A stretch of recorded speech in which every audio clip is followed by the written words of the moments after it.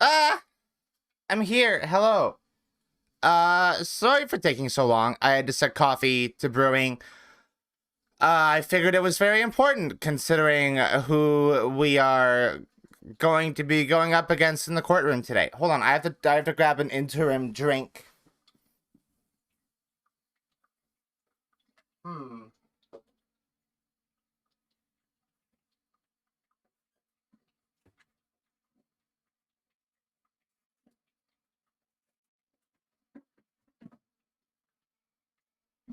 All right.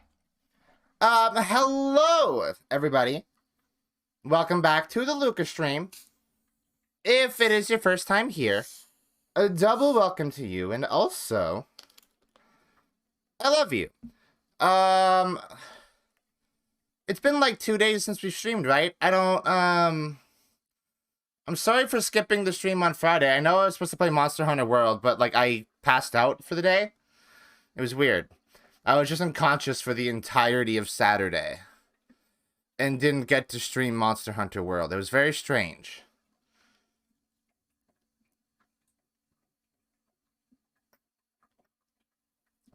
I woke up on my computer desk with OBS open. So that was also really weird, but you know what? I don't worry too much about things. All right. Hey, is Mina in the Discord?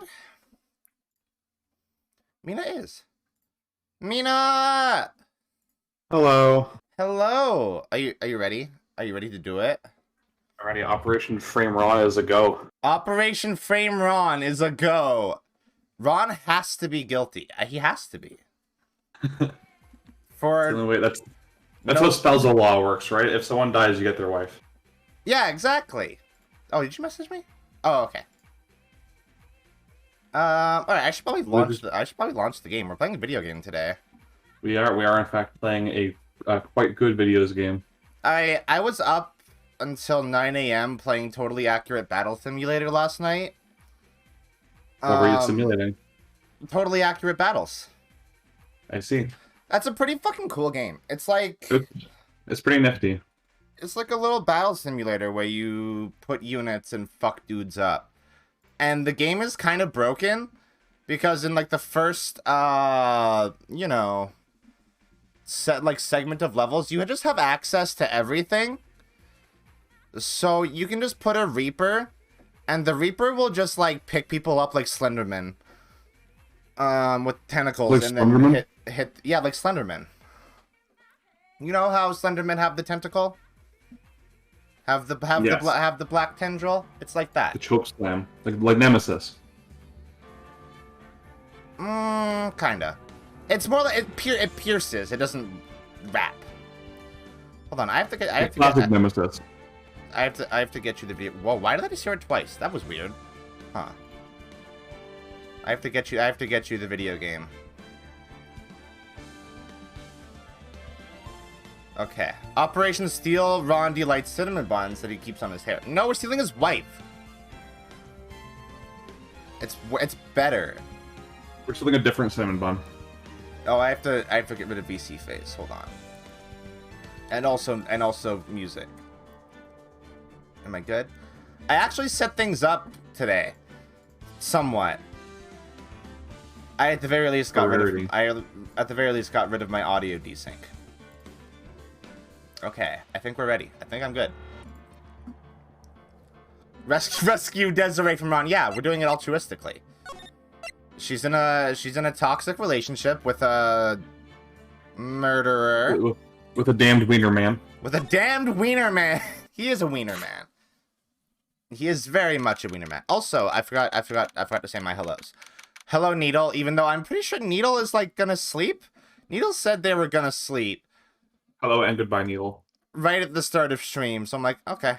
I guess Needle will fall asleep to stream. Hello, Zarboil. Hello, Cookie. And hello from Maj127, who I believe is one of our newer followers from like a few days ago. Oh no, it's been a few days. Then again, I haven't streamed in a few days, so yeah, a more recent follower. All right. So I don't have to voice Luke today. Do I? He's going to super jail for super larceny, so I imagine he's gonna have to come up, though. These danged idiots charged him with every theft in one. So grand larceny, baby. So did he do all of them? Is he mask to mask? Like, he did all of them? Yeah. Huh. I guess we did. Yeah, I didn't really cover that very well. We just kind of got him for the one thing, and we didn't get him for the others. He kind of admitted to the rest of it. Yeah, I guess so. So I love his monologue where he's like unable to find a rival to match my genius, so I was forced to create one for myself. So okay, my thinking on this is like he stole. So Luke was only detectiving from the fourth case, right? I think the second case onwards, or the third case onwards. The second one was when he like caught the attention of him, and then the fourth one was the one he recovered. Right. The fourth. So okay. I have a thought about that, and I'm like, this is a thing that actual like heist people do, where they'll steal a thing from like a museum or something, and then they'll like send them a letter under the guise of being like, an interested third party, and then they'll sell the piece back to them as if they're returning it. I'm wondering if Luke stealing the thing from wherever he stole it and then giving it back and then getting a reward for that was the plan all along. You know? Think so? Because he got that big old red jewel out of it, right? Yeah, that's the information we're basing off of right now. But then again, I guess he was also just after notoriety. That's mostly what he was after. His name is literally Luke at me. And his theme is called I Just Want Love. Yeah. So he's just in it for the, well, I was gonna say he's in it for love of the game. No, he's in it for exposure. All right. Hey, it's my daughter. Post a picture of Luke at me on forexposure.txt. Yeah. You know, I'm glad we found the urn and all, but poor Mr. Delight got arrested again. Hello, Raven. All according to Keikaku. All according to Keikaku. We did it. We got him, lads. Well, supposedly, Mr. Delight was in the CEO's office when the murder occurred. No way, Jose! I don't buy it! It's been a long time since I've seen anyone say that. 2007, baby. But the one who proved that Mr. Delight was there was Mr. Nick himself. At least, from what I can understand. Yeah, absolutely. Love of clout. That's it. He loves clout. He got free clout points. Looks like you did too good of a job this time, Nick. Well, how about we get started looking into the KB security murder? I think I'm going to head back to Kurine Village for a little while, if that's okay. Sure, but why? I'm going to bring the sacred urn back and have some people take a look at it. Oh, that's a good idea. I think I'll go with... No, Mystic Maya, you should stay here. Why did you just call her Mystic Maya? That's Pearl. That's Pearl. Oh, that's Pearl. I saw the P, and I was like, oh, that's Phoenix. One of Pearl dropping her voice in 2 octaves. Like, no. Yeah. No.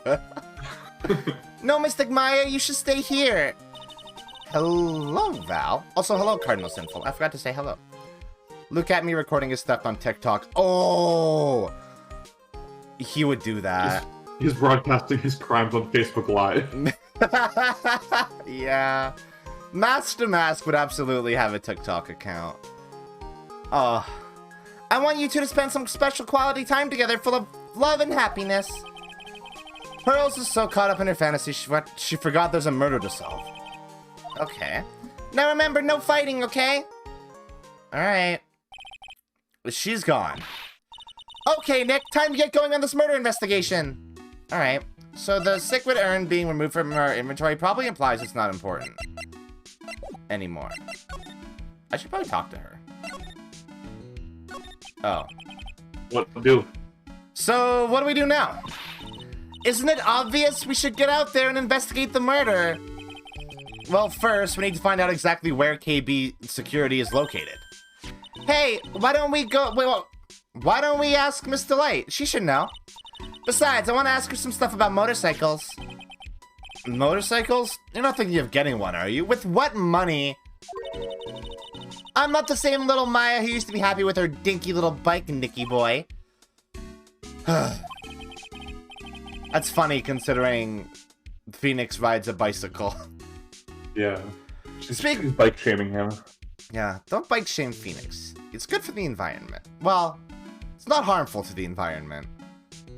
Speaking of asking around, I've got a few questions of my own for Mr. Delight. Okay, well, let's make sure to go to the detention center too. I need to slow down.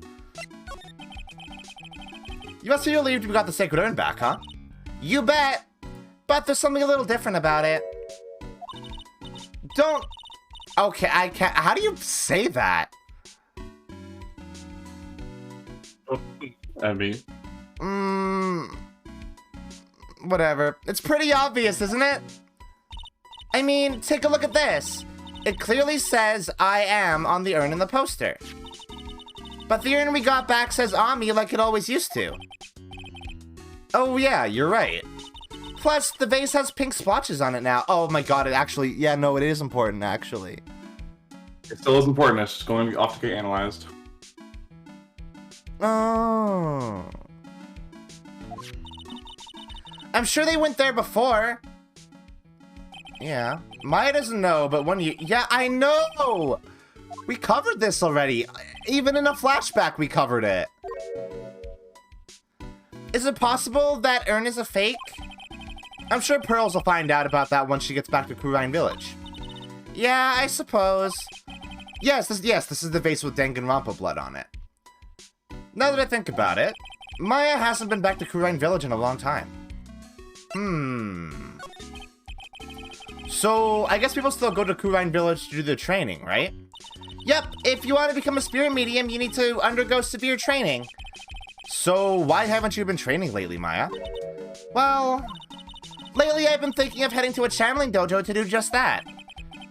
A channeling dojo, huh? Sounds pretty serious, whatever that is. If you're going to train, you have to be serious. Otherwise, real tragedies can happen. Is what happened last year still bothering you? Oh, I hate that misery face.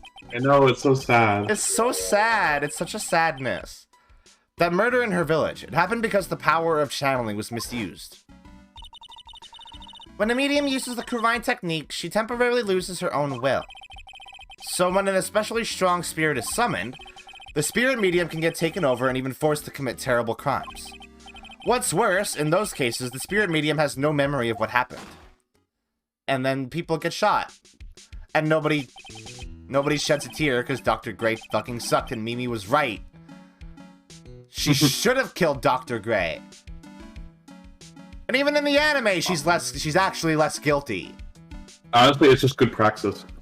It's good for... Yes, it's good practice. Kill your boss. In Minecraft. In Minecraft.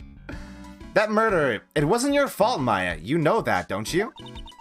I suppose not, but... Oh, wait, hold on. You know what? Mimi did nothing wrong. I forgot that we have this screen literally of Mimi doing nothing wrong. There we go. Mimi did nothing wrong. She's good. She's the best. She's my favorite bimbo in the game so far. Yeah, I think she is. I suppose not, but I guess I'm still a bit shaken up. That's all. To be fair, Maya went through a lot last year. She had a pretty fucking crazy time. It sounds like being the master of Kurine is going to be a heavy responsibility. Yeah. Yeah. Okay, so we should go to Damascus. Why is it still called this? Why is it still called this? He's not Mask Damask. Oh, it's just because it's the Mask Damask base. That's what he called it. So that's just what it's called. It's called forever now. But it's his apartment. Whatever.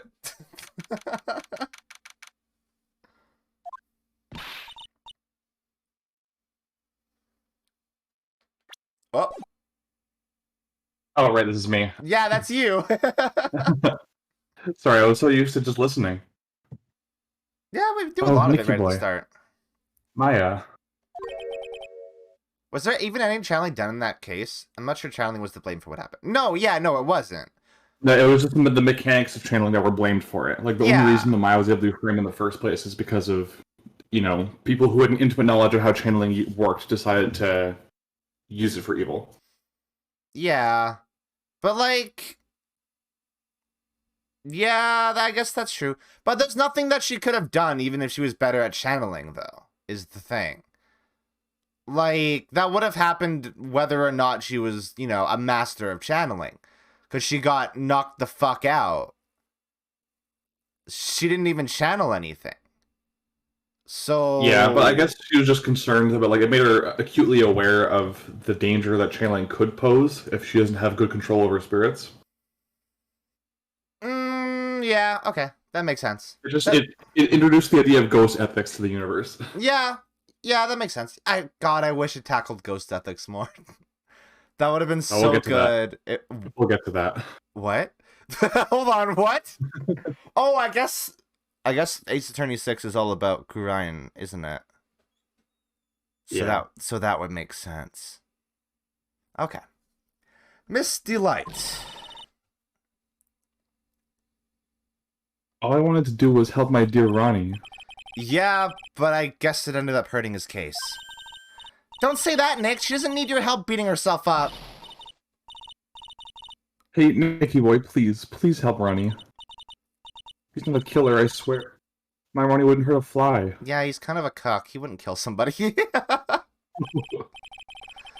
Alright, I'll poke around and see what I can find out.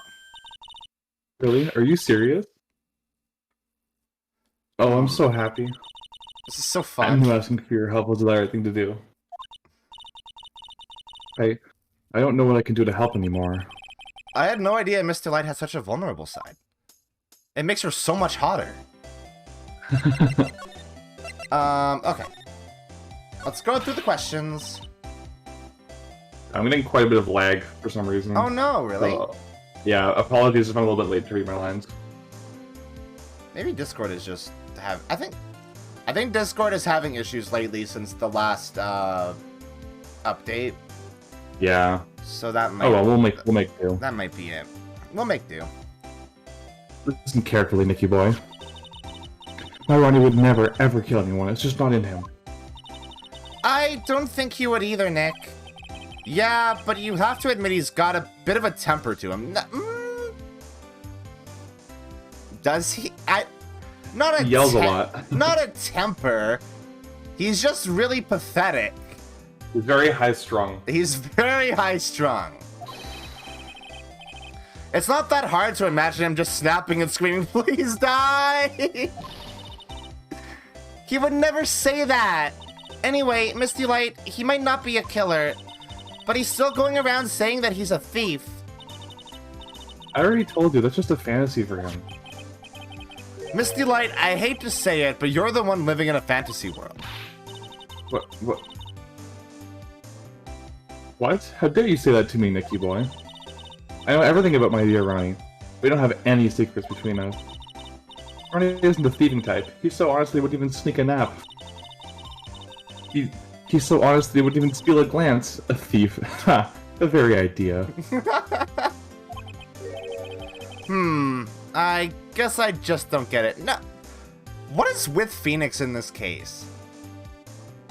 He's like disrespectful to Maya's entire culture. And then he's like his faith in his oh. I see. Yeah, you're just starting to realize. it just clicked for me. Because I was like, in Ace Attorney 1 and 2, he always believes his client. And then I was like, what? Oh, right. We have that entire last case in Ace Attorney 2. Yeah, the last time you played as him. Where the client, Matt messed him up. Oh, that's good. That's consistent writing. This is also the first time that one of those clients has turned themselves in for their crime, or alleged crime. Yeah, but Ron didn't turn himself in for murder. He just turned himself in for thievery. Which is what Phoenix is skeptical about here, not the murder part. It's like he's saying that whenever Desiree says that he's not a thief, he goes like, okay, I don't know about that. But that's silly to me, because, like, we proved that Luke is mask to mask. I don't know why Phoenix is like, I don't know, it could still not be Luke. The guy that we proved in court is mask to mask? Huh? Get what? I just can't understand how they can be so different and yet be such a happy couple. Opposites attract, Phoenix. Didn't you ever hear this? Yeah, they sure are different.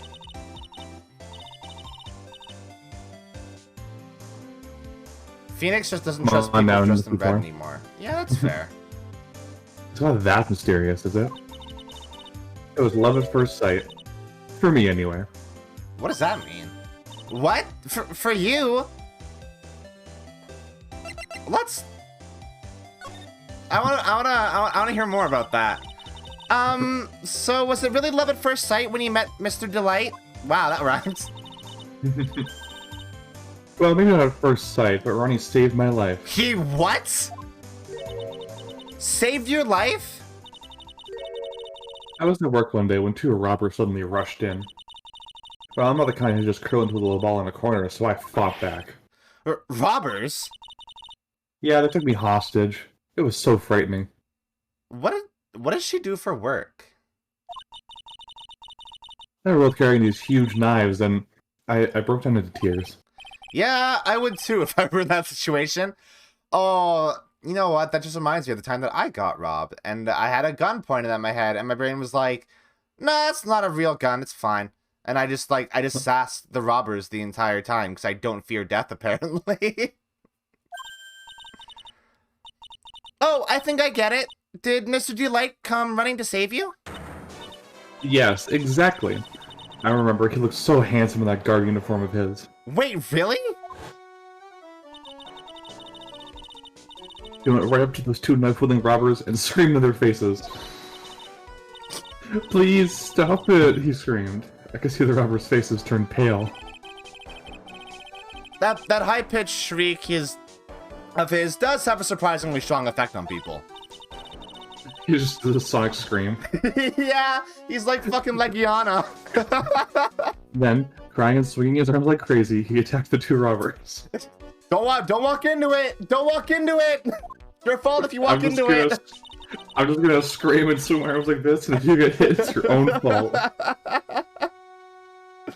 All by himself. He came to save me, a total stranger, all by himself.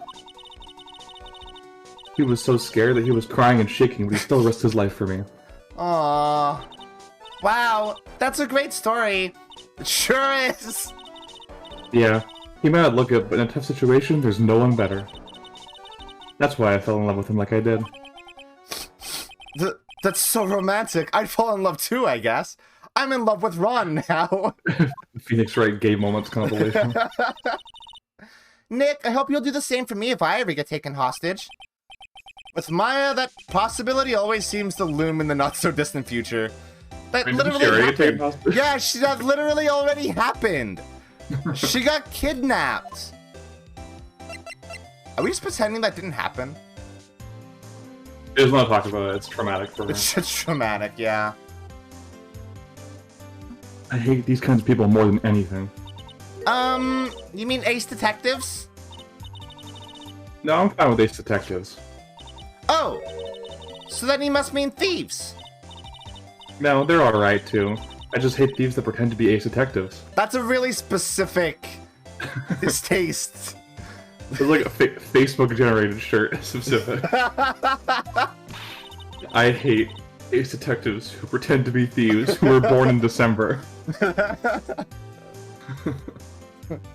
There's nothing I hate more than cowardly men. Oh, okay, that makes sense. By the way, why did you go to Detective Atney's office anyway? Well, as the trial went on, I started to get more and more anxious. I went there to try to find out more about the real criminal. The real criminal? Yes, obviously the real mask to mask is not my Ronnie, right? Yeah?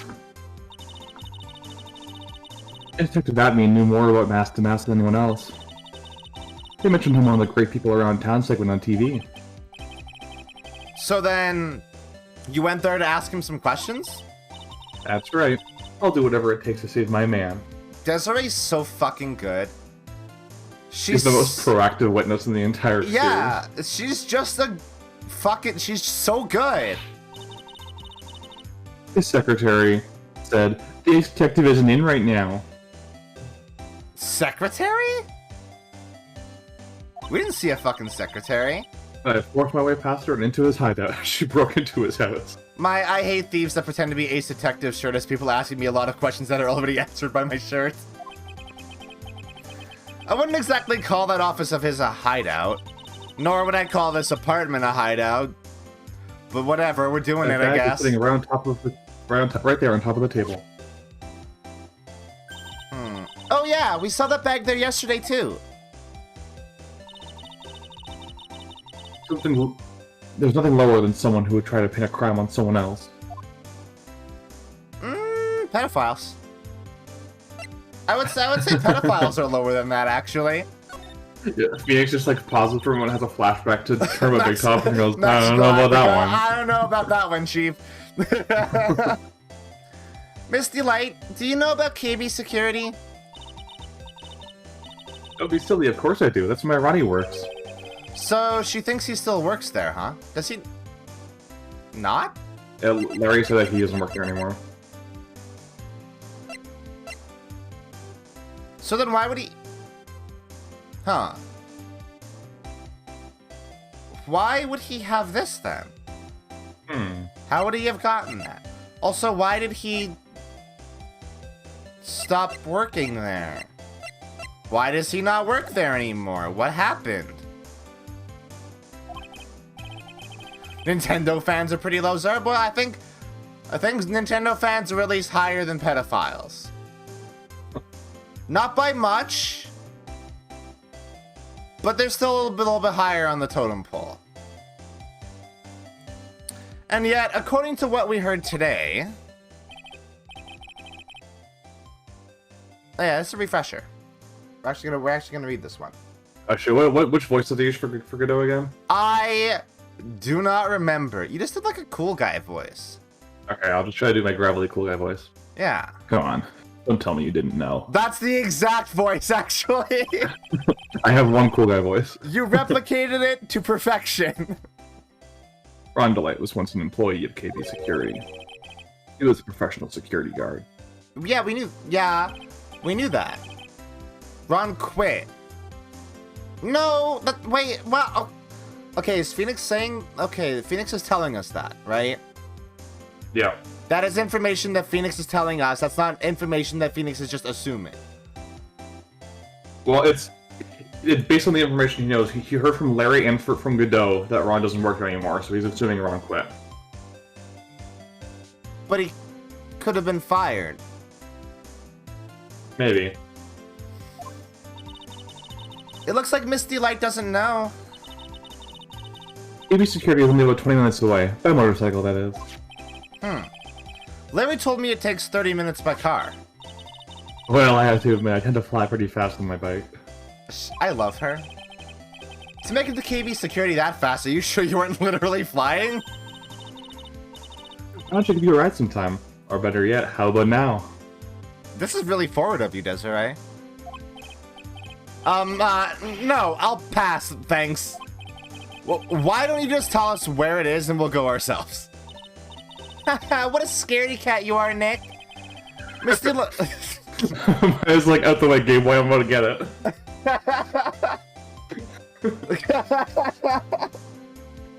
Mr. Light told us the location of KB Security. Okay, let's head over there right away, Nick. Okay. Nick's scared of women. Hold on, I'm gonna fill my coffee really quick. Which I can do, because it's right next to me. Oh no, there's a bot in chat!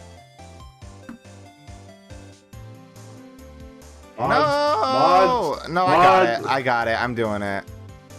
I got it. How do I do mod, where's mod actions? Actually, how do I do it? Oh no. Oh no, oh no. Oh no, wait, there it is. There we go, I got it. You know what? I don't have to do mod actions enough that I know how to do it right off the top of my head. Yeah, I'm already famous. It's fucking too late. Make who? Oh, Raven. I was like, who's Rain? I don't know who that is. Hold on. It's important that I have coffee if we're gonna be, like, have Godot in our vicinity.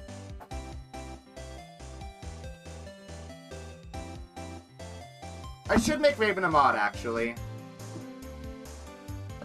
You're right, Val.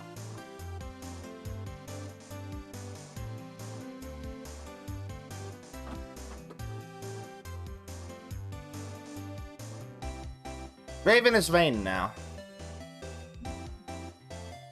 Oh, Cardinal Sinful, are those wannabe famous bots just like going around lately? Hold on, how do I slash mod? How do I do this? Did that do anything? I don't think that did anything. Oh no, yeah, it did. There we go. What is Raven? What is your? Never mind. I'm not gonna worry about it right now. All right, let's carry on. You know what? Should we go to the CEO's office first? I don't think it matters at this point. Okay. There's no important order of operations like there is in a lot of the second game. I've seen a GIF of Maya spinning in this chair. Yeah. Because she's a good I think gremlin. I showed you the clip of her. I think I showed you the clip of her kicking the safe like a gremlin as well. Yes. Morphe, we usually don't get bots around here, so it's very strange. I guess we did get some knots. We got some Knots Ball people the other day, so that was fun. It's a sign that you made it, right? Bots think that I'm big your now. Worth targeting. Exactly. I'm a big famous streamer now. I don't need bots to tell me how to become that.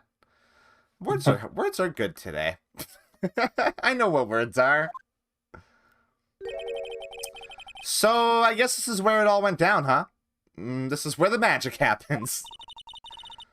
The walls in here look thick, just like you'd expect in a CEO's office. Sure.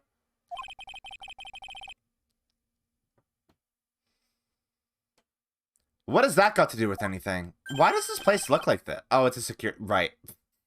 Yeah. Hey, it's you guys! Oh, it's Detective Gumshoe. I was like, where's this music? What the fuck? There it is. That was a real I like this theme for you guys, a lot. huh? It's such a good theme. It's so good. Sure was, pal. The prosecutor made real fools out of us. Yeah, I feel for you. Wow, that's not like you at all. I thought you'd be more like... Oh, that was great. You guys got what you deserve, pal. Oh. That was Maya doing a spot-on impression of Dick Gumshoe. Because she's good. She channeled him. What does a really good job of establishing Godot's character is that he was totally waiting for the trial to go by. Like, he did not give a crap about the larceny trial. All he cared about was establishing that Ron wasn't here, so that Ron was here, so that he could spring the murder charges. Oh. Wow. Godot's fucking good. It was kind of like a, heads I win, tails you lose thing. It's like, either I book your client for grand larceny, or you prove your client has no alibi, and I book him for murder. Holy shit. That kicks ass, actually. Yeah, because when he arrests Ron, he says that they found the body of the CEO that morning. So he knew going into the trial that, the dude was dead and that Ron was the prime suspect. Yeah, and we didn't know that. What? Yeah. It's unfair that he withheld that information, but... Maybe, but this is attorney, baby. Prosecution can withhold whatever they want. Yeah, we've dealt with worse. We dealt with Manfred von Karma. Prosecution can literally introduce evidence that they found and didn't give the police. Yeah, I literally pointed that out last stream, right? Where he just presented something. And I'm like, Rise from Ashes came out after this. Right. Yeah. Evidence law doesn't exist yet, apparently. Anyway, I was having a thought that Maya would be really good at impressions. She's bad at channeling, but she's really good at impressions. I love the idea of that a lot. I find that very funny. Also, yes, Cookie says that the books on the right are Amogus. And you know what? They are. This actually looks like it would be a room in Amogus. That's safe. That safe looks like a tap. Okay, let's stop talking about Amogus. We haven't even played it on stream. Which we really should do. I think literally everybody owns it, right? I think so, yeah. So we should probably probably it was like $2 at one point. Yeah, we should probably do that at some point. That would be fun. I think I'm a bad liar, so I don't know how well that would go. I think all of us are probably bad liars. I'm a good detective but a bad liar, so I'd be good as a crewmate, but very bad as an imposter. Yeah, it'd be really interesting seeing a game of Among Us where everybody's a bad liar. Yeah, like the only lies I can convincingly tell are lies of omission, because I don't have to lie for those. Yeah, but then I just don't. But then you just make every lie that. Yeah. Do I really sound like that to you, pal? If the gumshoe fits. Well, anyway. The point is, I can tell when someone puts their heart into their jobs. And I can sympathize when things don't go your way. Sometimes I feel like wrong is the only way things go for us detectives. Wow, I had no idea Detective Gumshoe was such a nice guy. You didn't? He literally worked for us, Maya. He saved your life. Well, no, he didn't. He tried. He crashed his car. He crashed his car to save you. Yeah, that's what happened. Yeah, that's what happened. Sure. Now, if this little love fest is over, maybe we can start investigating. Phoenix is jaded. Phoenix is so tired now. Detective Gumshoe, tell us what you know about the murder. Okay. But the thing is, I'm really not supposed to. Hey, come on. What about how we put our hearts into our work? Things are really working against us right now, and we need help. I'm using your words against you, Detective Gumshoe. Take pity on me. There we go. Okay, I'll tell you. Just don't start crying on me, okay, pal? Okay, I won't cry at you, pal.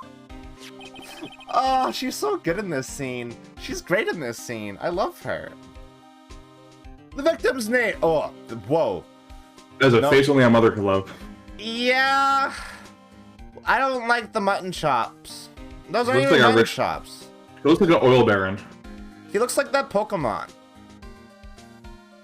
The sheep one. Pokemon? The sheep one that was in Sword and Shield? Wooloo? Yeah. You think it looks like Wooloo? Because you have the little dangly little bits of hair on the side that's like a gradient, right? Yeah, I guess. He looks like if Wooloo was old. If Wooloo was an ugly old man. Yeah, exactly. Yeah, that's exactly it. The victim's name is Kane Bullard. He was the CEO of KB Security and a pretty big fella in his own right. His corpse was discovered at 9 o'clock this morning. What do you mean, don't disrespect Wooloo like that? I don't give a fuck about Pokemans. I'll just leave them. What? I understand. It's okay. I just don't care about Pokemans. Except Scrafty. Scrafty's a good one. Okay, I'll stay. Scrafty's a good one. I like Sylveon too, and that's it. Those are all the Pokemons that I care about. I like Wooloo. Wooloo's good, but what? No, you did not switch my coffee to decaf. Shut up, Val. Actually, Heracross is good. You know, I care about some Pokemons. Okay. His estimated time of death was 1 o'clock in the morning on October 12th. Cause of death was blunt force trauma to the head. Probably an object in this room. It happened at exactly the same time that Mask to Mask was stealing the urn, huh? And at exactly the same time that Ron would have been here. Supposedly. Okay, I'm still kind of caught on the fact that, like, Ron's wallet being here doesn't mean that he was. Like, Larry noticing it at 1 o'clock doesn't mean that Ron was here at 1 o'clock. The card in it was registered to open the CEO's office at 1 a.m. Oh, Right. No, it's... Do we have that in evidence? No, we don't have that in evidence. Like, Ron admits that he lost his wallet that night. Oh, and no, the wallet was found here, and we know that it was used here, so... Yeah... We do know that.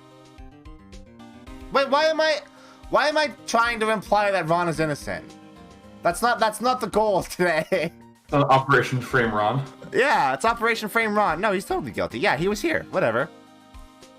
So why did it take almost an entire day to discover the body? There's a good explanation for that one. Bullard's body was stashed away in that safe. That's fucked up. Safe? Well, it is pretty big. Nobody had heard from him, and when they opened the safe this morning, out he came. Oh god, it's like playing fucking Resident Evil. And you go to open a locker, and suddenly a Zambo falls out on you. Oh, so the body fell out. That white string must be the shape from when he fell out. I think we still need some more information about Mr. Bullard. Maybe you could start by getting the man's name right. So that's... Oh, I guess it makes sense that they wouldn't do chalk. Why wouldn't they do chalk, actually? Because it's on 2 different levels of elevation? And string is just easier? Yeah, because it was in this partially in the safe, right? So if they used the chalk, that'll be kind of weird and angular, so I guess they're just trying to show exactly where the body was. Yeah, that makes sense. So, what happened to Mask to Mask? He's a... Ugh, why... My voice is cracking when I'm voicing Gumshoe. I was gonna call him Dick, and then I was gonna call him Gumshoe, so then I just called him Gum, because it's a 1-syllable word. He's at the detention center screaming like a madman.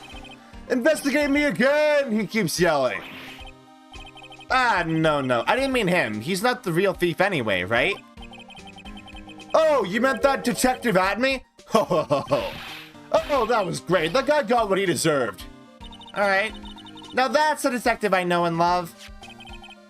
Think about it. Adney was always around when a calling card showed up. But he always mysteriously disappeared when the heist took place. Yeah, that's what made me immediately suspect him, Dick. I was hiding at the crime scene. Huh, yeah, right. That's the lamest thing I've ever heard. That's how you just knew he was the thief. That would explain how he was able to retrieve the stolen item he keeps bragging about. Yeah, he just did that to make himself look like a great detective, that's all. I like how they're literally covering the thing that I was talking about earlier. Yeah. Fucking hell. But there's one thing I can't figure out about his first heist. His first heist? Yeah, the Tear of Emanon case. There was a witness on that one. A witness? Here, I'll save the newspaper clipping. Oh, this is gonna be important. Since the thief is already under arrest, you guys can keep it. What is this about? Hey, this skirt. Ah. Ah. I understand. Hey, this guard here, haven't I seen him somewhere before? It's pretty small, so it's kind of hard to see, but now that she mentions it... I see. I understand now. Somewhat. So they knew each other. Well, maybe not knew each other, but were like...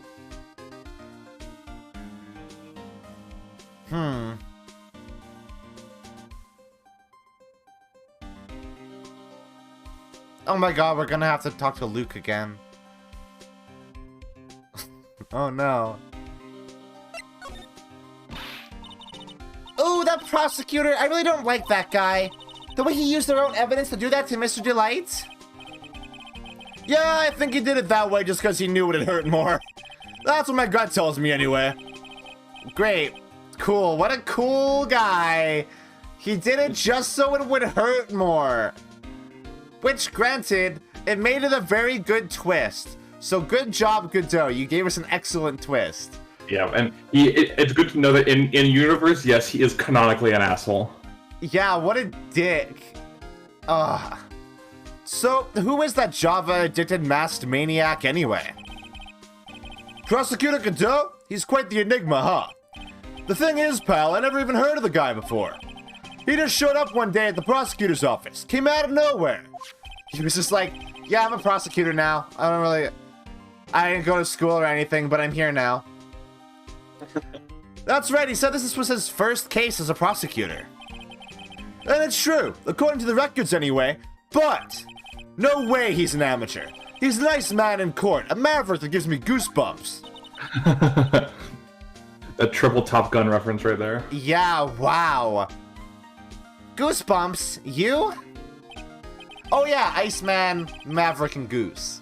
Yeah. Yeah, there we go. Yeah, I got it. It's clever. It's clever. That is very clever. That was a good reference. Yeah, I knew something was off about him, so I asked around. Nobody would talk to me. They all just turned the other way. Poor Detective Gumshoe. I had no idea you were so unpopular. I was literally going to say that. Ah, no, that's not what I meant. That Godot guy acts like he knows me and has a grudge against me. I get the feeling he's hiding some kind of dark secret. Ooh. Dark, mysterious past.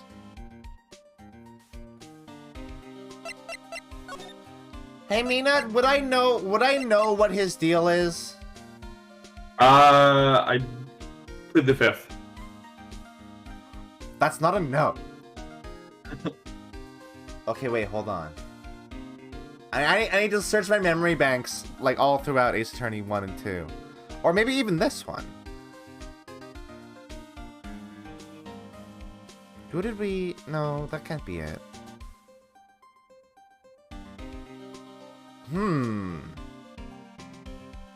He doesn't look like anyone.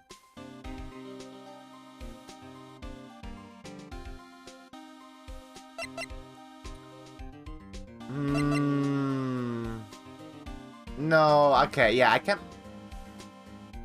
I don't think I have enough information to go off of yet.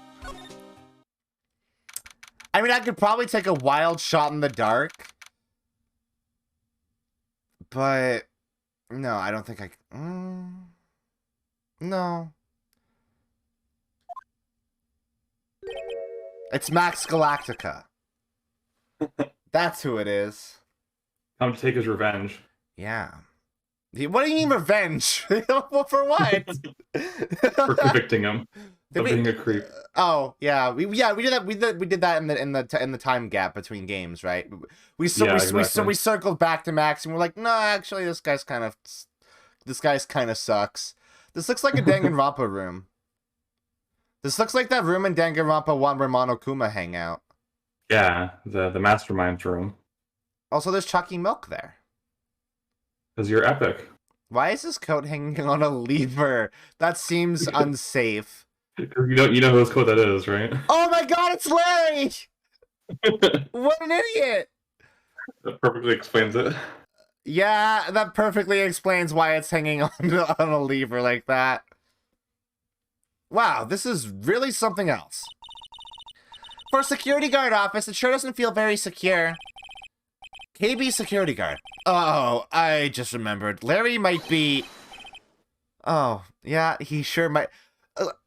Again, I just have to reiterate, I love that Ace Attorney 1 starts out with Larry being his best friend, and now Nick is like, he just dreads having to encounter Larry. And I just love that.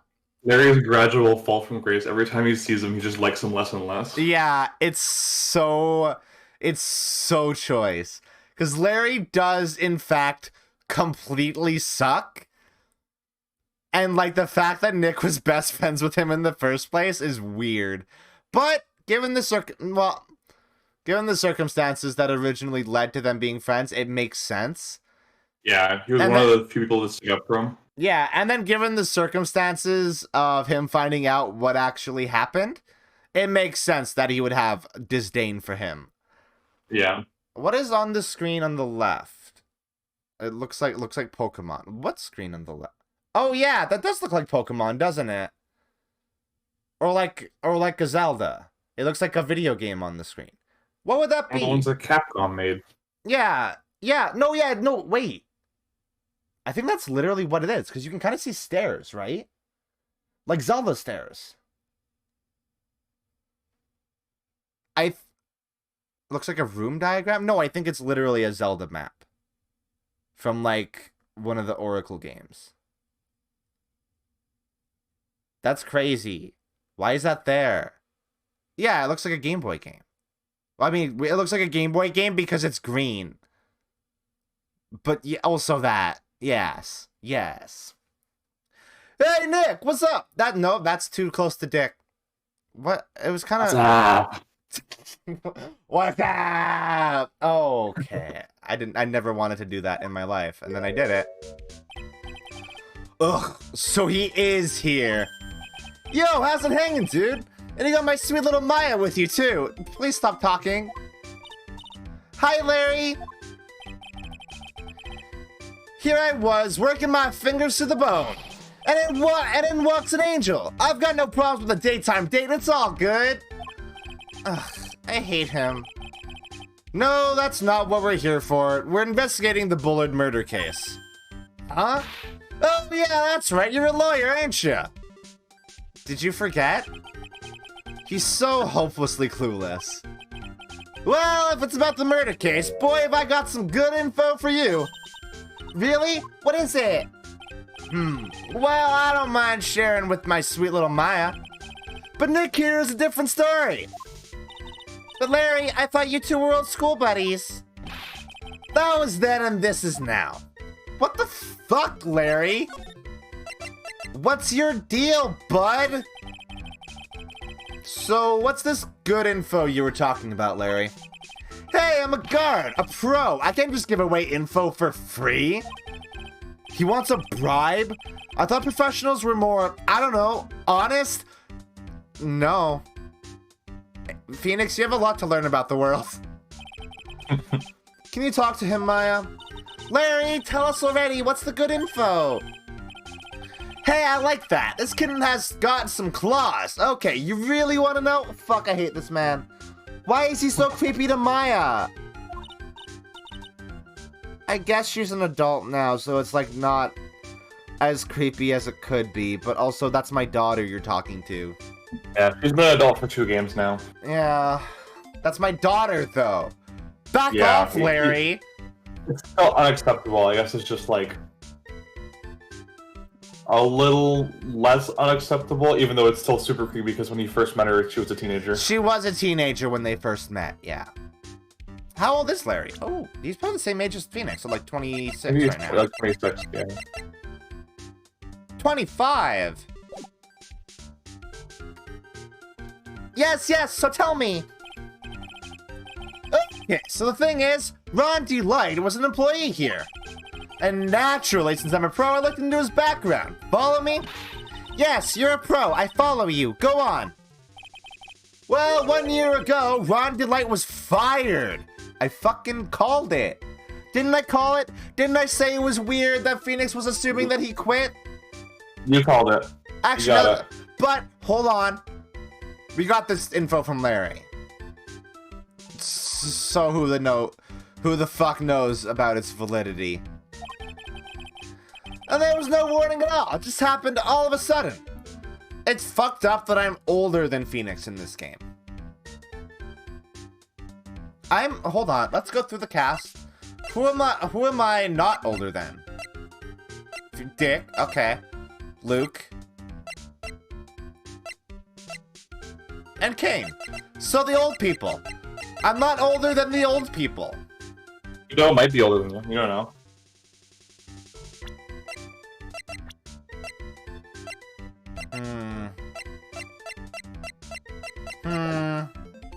That's true. And there was no warning at all. It just happened all of a sudden. I know this is a small company, but I think that was pretty awful. I guess he must have done something bad to have gotten fired like that. Like maybe skipping out of work to go pick up hot chicks or something. No, that's just you. Huh, so he got fired. Oh, we didn't actually... Oh, there's no words on it. It's just the picture. So, do we know the timeline of the crimes? We just know that they all happened, starting about a year ago, I think. Huh. It happened a year ago, huh? And Ron got fired a year ago, huh? But also, what's the blackmail? What? There are so many things in this case that are just, like, very mysterious, and I don't understand. This is a good case. This is a good mystery. This is a great mystery. I'm having a good time, just trying to figure it out. So, what is it like to be a part-time security guard? Hey, Charles. Let me tell you, it's tough. Well, you know me. I get by all right, I guess. First, I have to keep my eye on those monitors all the time. Monitors? There are security cameras set in each room around the building. It's really hard. Sometimes I feel like my eyes are gonna fall out. Wait, hold on. So, Larry is a security guard at the KB security building. So, does KB security provide security to themselves? I think they are themselves a security like consultant company, but they do have like their own, you know, obviously their own private security as well. Why would a security company need security? I guess someone has to break in to steal their security. Like, yeah, but I mean, like, yeah. Like, why would it... Alright. It's really I guess hard. It makes sense if you're already selling the hardware or whatever. Just setting a bit up for yourself isn't the most difficult thing you could ask for. I guess so. Because I think all those cameras probably connect to different people's cameras that KV Security sold to them. Oh. Yeah, because one of those screens does look like it's literally in a Japanese bedroom.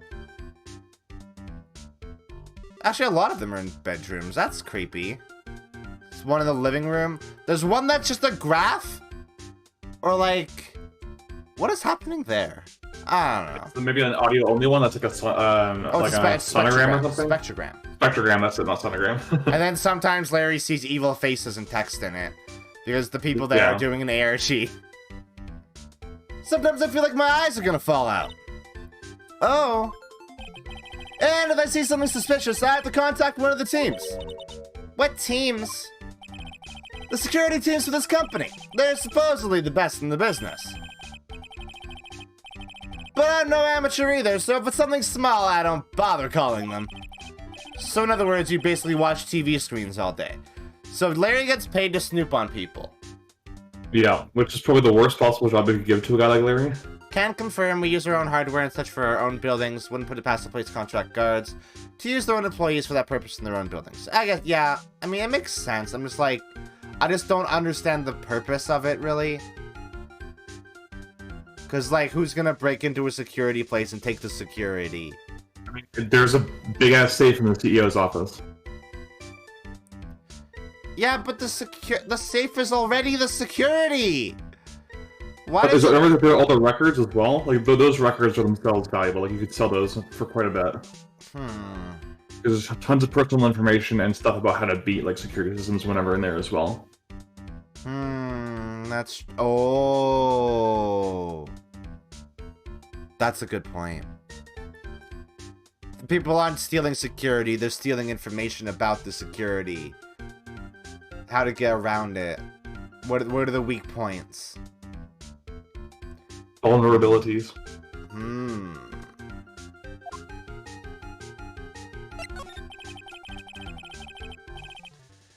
You were in this office when the murder took place, weren't you? Well, why do you say that? It's just a part-time job for me, and I can't operate the equipment, and I'm dumb. Yeah. At least he admits it.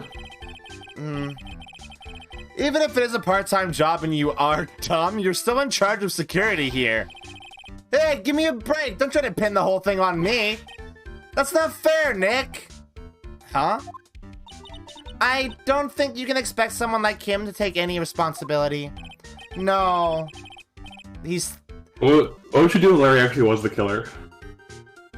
I'd shoot him myself. I'd take... No, you know what? Since we already have the sword, it's not sharp. I'd bang him over there. I'd beat him to death with it, actually, yeah. Anyway, the point is, you were here that night, right? Oh, no. I knew something smelled bad, and it was the butts after all. Well, it's like I always say. That was then, and this is now, okay? It looks like I'm going to have to break his psyche locks after all. I don't know if I would have anything to do that with. Hey, let's look around this place really quick. Look at all the fucking... Wait, who made this lunch for him? Oh, it's not made for him. That's my partner's seat. Your partner? Well, that's what I call her. She's my superior, actually. Kind of a weird old lady. Uh-huh. There's tea spilled all over that machine, you know. Oh, don't worry about it. Just the other day I spilled some chocolate milk on mine. It still works fine, more or less. They really know how to build them, I guess. She's back. Also, I think you probably can break the cycle because you do have proof he was here, right? Oh yeah, the wallet. Yeah. That's also, true. I think you missed some stuff in the CEO's office as well. Like, you didn't examine it. Oh! Yeah, I just talked to Dick, didn't I? Yeah. Hey, Dick. No. Hey, what's this button do? Oh, there's a button here. Let's see. You know what? I'm glad Maya and I had the same impulse there. Hey, cut it out! Don't press that! That was pretty funny. I never knew Detective Gumshoe could jump like that. What is that button anyway? It's an emergency buzzer. It says right there on the panel. Oops, you're right. It's written right there. Nick, how many times have I told you to read the instructions first? This alarm's connected to the basement guard room. It's used to summon security up here. Really? Then it's possible on the night of the crime. Oh, so when the CEO was attacked, do you think that maybe he pressed the buzzer? Yeah, I thought about that, so we asked around down there. But they said that the buzzer never went off that night. Also, we couldn't find any fingerprints on the buzzer. Mr. Bullard, the victim, wasn't wearing any gloves, by the way, just so you know. I think we'd better go talk to that guard about this emergency buzzer. Oh yeah, this is when the game would have directed me to go talk to Larry, huh? Yeah, you should also look at the safe and the files, though. Yeah. Ew, think about it. A dead guy was laying in here all night. The entire presentation of this scene in the anime is one of the best parts of the anime, in my opinion. Like, the way they show off the buzzer, because they have to, you know, convey a lot of information in a shorter time frame. So instead of, you know, having a separate conversation about the buzzer, while Phoenix and Dick are talking, Maya presses the button and it cuts to her looking extremely guilty. I love that. It's like that picture of, like, you know how people pet shame their dogs and cats? Yeah. It's like that. You take a picture. Like, you take a picture of your pet and it's all pouty and frowny and stuff. It's like Maya. Yeah, like the face she's making when she has her finger on the button looks like the face of a cat that's just knocked a potted plant off the table and knows it was the wrong thing to do, but it's just staring at you anyway. Maya, I'm gonna tell you, cats don't know that it's the wrong thing to do. The pouting is the pouting is a smoke screen. It's for pity, so you don't punish them. And for the rest of the conversation, after Dick explains that it's an emergency buzzer or whatever, she turns back to the button and is about to press it again before he stops her. I love that she... Yeah, you see, exactly. Exactly my point. Maya's a cat. Oh my god, Maya's a cat. Yeah. Good. She is my daughter. Alright. Yeah. Oh, by the way, don't bother asking about fingerprints. There were none. Well, somebody opened the safe on the night of the crime, right? Yeah, and so? Well, if Mr. Bullard's body was hiding in there, it must mean that it was opened by either the killer or the victim, right? Yeah, I guess so. I got some bad news for you, pal. Are you ready? Okay, shoot. Opening this baby is no piece of cake. There are only a few people who know how to open the safe, pal. Yeah? And? Everyone that knows how to open the safe had airtight alibis. I checked. Everyone except one, that is. I'm almost afraid to ask. Former Security Chief Ron Delight. He was the security chief? What? Ron Delight? He was a security chief? Alright. I see how this case is gonna go now. Me and Maya literally saying the same shit all the time. What if Maya channeled the cat and it got stuck? That's what happened. Ron? So he knew how to open the safe, huh? Yeah, sorry for raining on your parade there, pal. Great. What about this big Amogus book?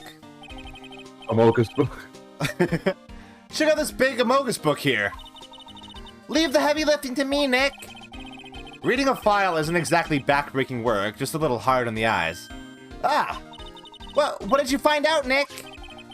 This file, it's not about any sort of security operations or anything. This huge file is all about Mask to Mask. It's filled with info on him. What? What kind of info? It's filled with incredibly detailed information about his methods in the crime scenes. Didn't Luke say he was the most knowledgeable ever about Mask to Mask? He did. That was a lie. Well, I guess it wouldn't be because he was Mask to Mask. Why did KB Security have all this info? This is now the second link between KB Security and Mask to Mask, right? Because there was the article where that's obviously Ron.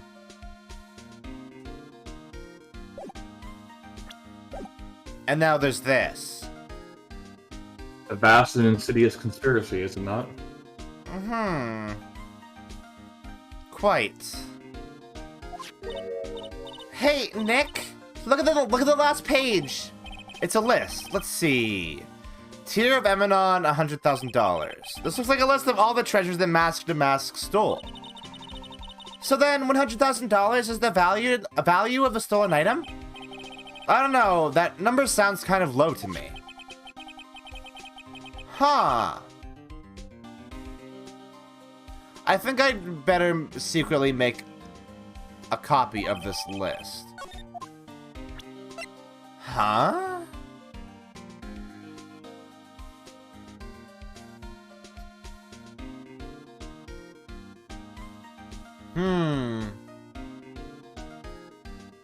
What could this be?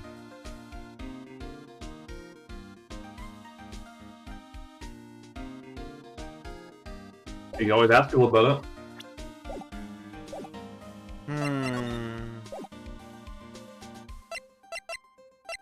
You should probably ask him about the victim as well. Oh, yeah! No. Oh, yeah, no, he is saying something relevant. No, is he? What did I just present him? Oh, no, I presented him the article, didn't I? Yeah. Oh! I should be reading this. What am I doing? I'm defaulting to actual gaming mode. Yeah, he and the detective. Mode. Yeah, I was just getting really into it. I just started playing the video game like I normally would on my own. Yeah, he and the detective worked together to try catching Mask to Mask. But he got away, huh? That guard. I got the weird feeling that I've seen him around lately. Yeah, of course you have. So about this. Huh? What's that? Hey, wait a minute, Maya. What's wrong? We copied that data without permission. Don't show it to him. He might get mad at us. So, what are you two whispering about? No, oh, it's nothing. It's just my billfold. That's a pretty big billfold you got there, pal. What's a billfold? It's like a small wallet clip. Oh. It's like a slightly lower profile than people keep in their wallet. Oh. Now I really want you to show it to me. Aw, Gumshoe's still fucking broke, huh? He really is. I wonder what he gets paid now. Like, what is his wage? Or salary? He probably gets a salary because he's a cop. You gotta help me. Godot's paying me coffee. Just beans. No, not even coffee, just the beans. I have enough Keurig products to fill my entire apartment. He gets the beans, but he's too poor to afford a grinder, so he can't do anything with them. I've been surviving off of raw coffee beans for months now. Are raw coffee beans nutritious? I have no idea. I don't like the smell of coffee, so I wouldn't even try that. I'd rather starve than eat coffee. Wait, do you not like coffee? I'm not super into it unless it's got a lot of sugar in it. Oh my god. Mina, you know what? I did say I don't care about Pokemon earlier. I think I can let that slide. We can let that slide. Detective Gumshoe, tell us more about Shane Bluebard. That's Kane Bullard, not Shane Bluebard, pal. Oh, yeah. The victim in this case just doesn't make much of an impression on me. Really? Well, you were the victim up until Mr. Bullard was found dead. What? Oh, yeah. Because of the theft. The urn. Right. Yeah, the urn was stolen. I was like, what are you talking about? Is she dead? Yeah, and his body wasn't discovered until this morning. Anyway, we don't have enough information yet. Can you help us out? Sorry, I'm actually a little confused myself.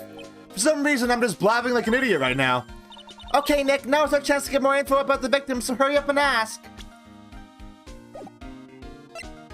Is there a boy I need coffee with milk? I like to drink coffee with milk. I don't need it, though. I can just drink black coffee.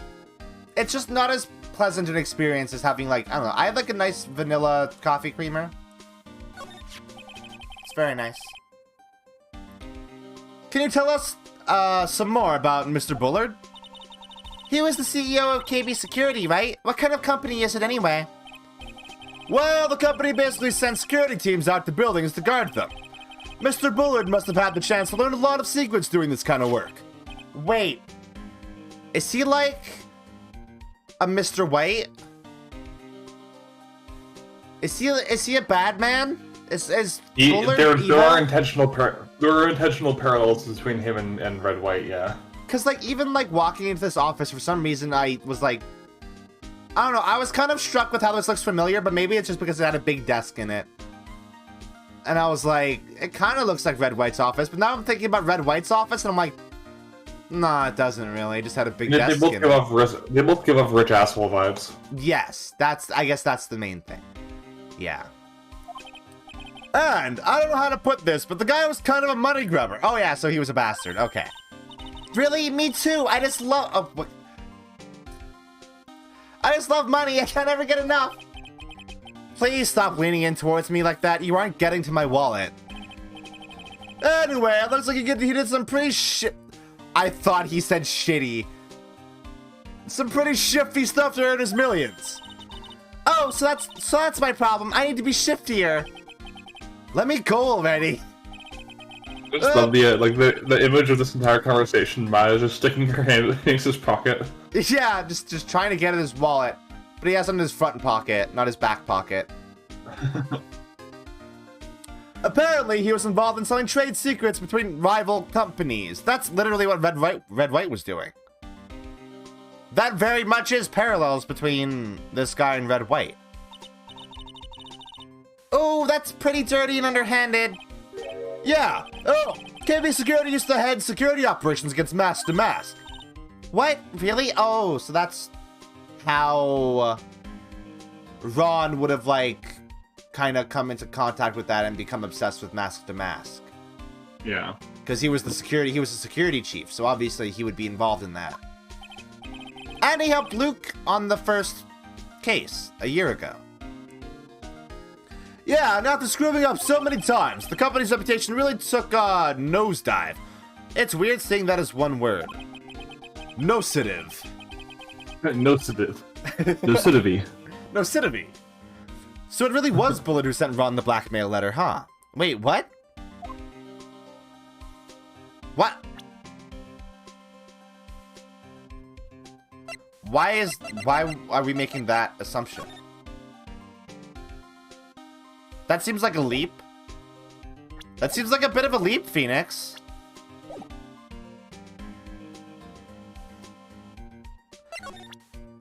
Oh, but I guess Bullard probably had some info on Ron. No, you know what? That MO does track for based on what we've heard about this man. Oh, there's probably still more for me to look at in here. Nope. This must be the CEO's desk. It's a lot simpler than I would have thought.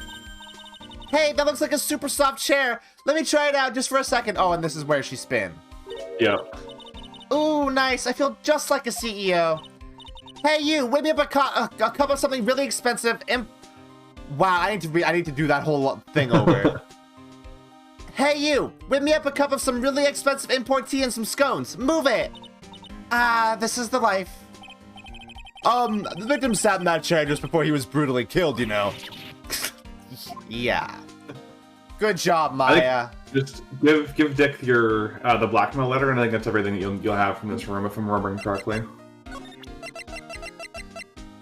Yeah. About this blackmail letter. Yeah, I've been thinking a lot about it too, pal. Why would Kane Bullard have been blackmailing Ron D-Light anyway? Why are we just assuming... Okay. It was in Ron D-Light's office, right? It doesn't say that to meet him in his office. Oh, I guess Ron did go to his office. And it was in Ron's apartment, so it definitely was sent to Ron. Yeah, but like, okay, here's the thing though. The red diamond. The red diamond is what makes me suspicious of this whole thing. Oh. What? But why would Ron have this? Because my thinking is that Kane Bullard sent this to Luke as blackmail, because he knew who Mask to Mask was. Are you having a Lurica moment? Yeah, but it still doesn't bring to mind why Ron would have it in his apartment. Why Ron would have been at KB Security at 1 a.m. Ever seen Knives Out? No, actually. Okay, I'll shut up then. I'm gonna watch that tonight. That's one of those movies that I've been meaning to watch out, and now they're doing a sequel, so it's like, okay.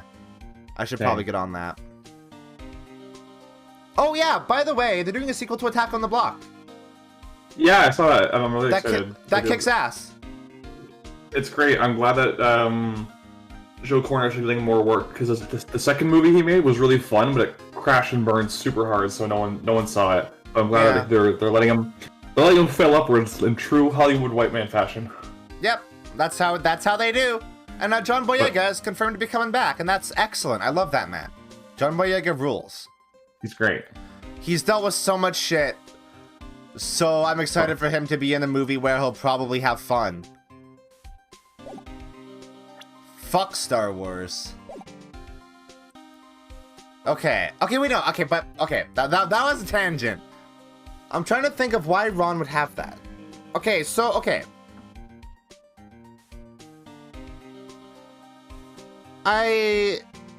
It's almost like somebody is framing Ron for the murder.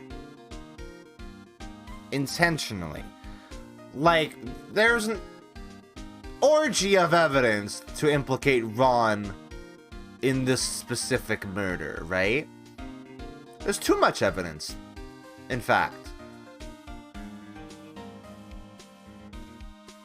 But who would have done the murder? That's the thing that gets me. Like, who the fuck did the... If I swear to fucking God, if it's Desiree, I'm gonna be very upset. Because she's the only other character that we've met. Aside from Larry. Larry did it. We'll put Larry in jail and then we'll never have to deal with him again. No, wait, what the fuck? No, this is Operation Frame Ron. God damn it. Shit. But what was it that made him quit? Nick, that's it. Maybe that's the same reason he's being blackmailed. Well, I'm in the middle of investigating that right now. Oh, alright. Hello, North. Okay, so that's it. Okay, so let's look at my evidence. I'm gonna break some locks. Also, ask him with a buzzer. Hey, Larry, there's something I want you to look at. Hey, Nick! I told you, I'm a pro, and you don't interrupt a pro when he's working. Shut up, Larry. I don't have time to sit and chat with you, alright? Hey, Maya, can you ask? Oh, is that right? Oh! Naturally, I've got time for you, though, Maya. We're gonna have to squeeze this guy if you want to get more info out of him, huh? Oh, we have to break the lock first, I guess? I guess so. Do I have enough to do that?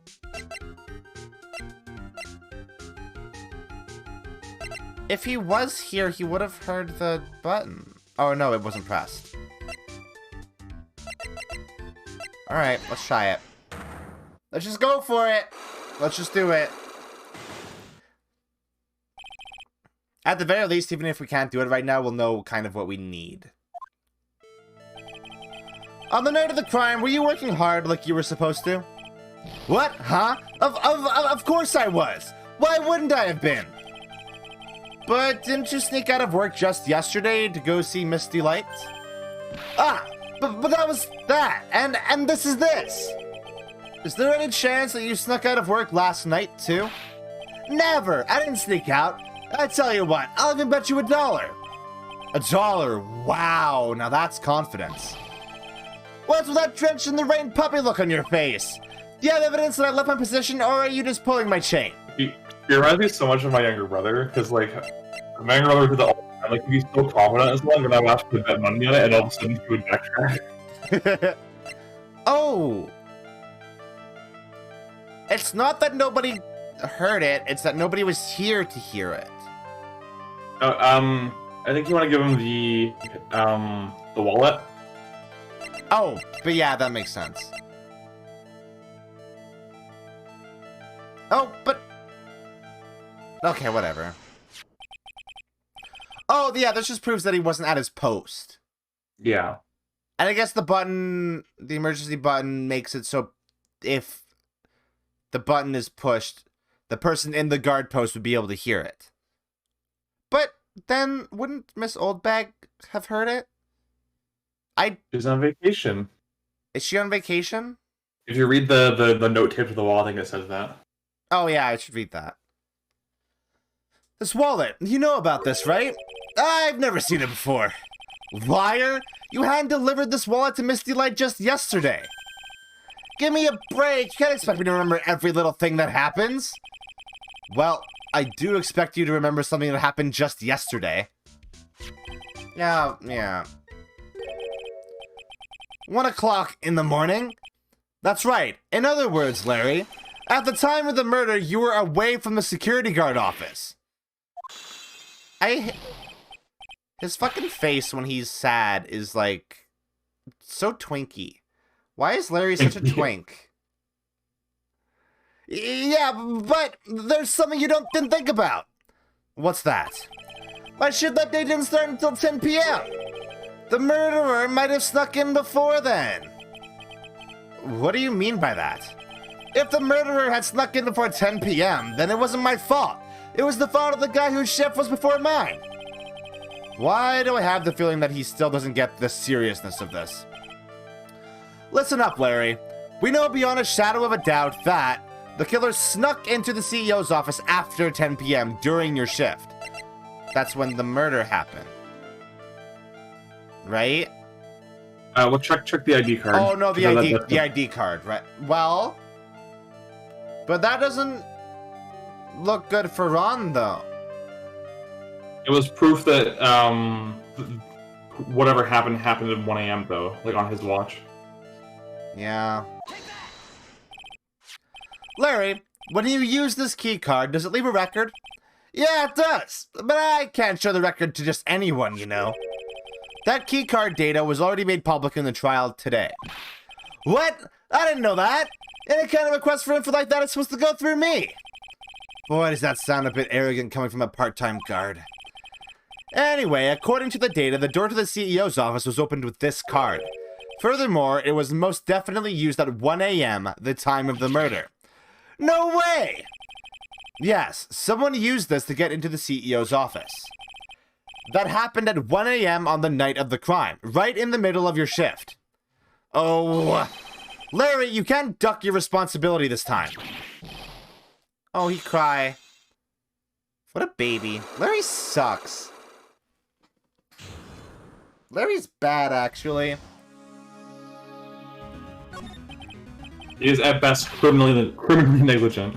Yeah. I'm realizing now how much of this case so far is, well, today is just me talking.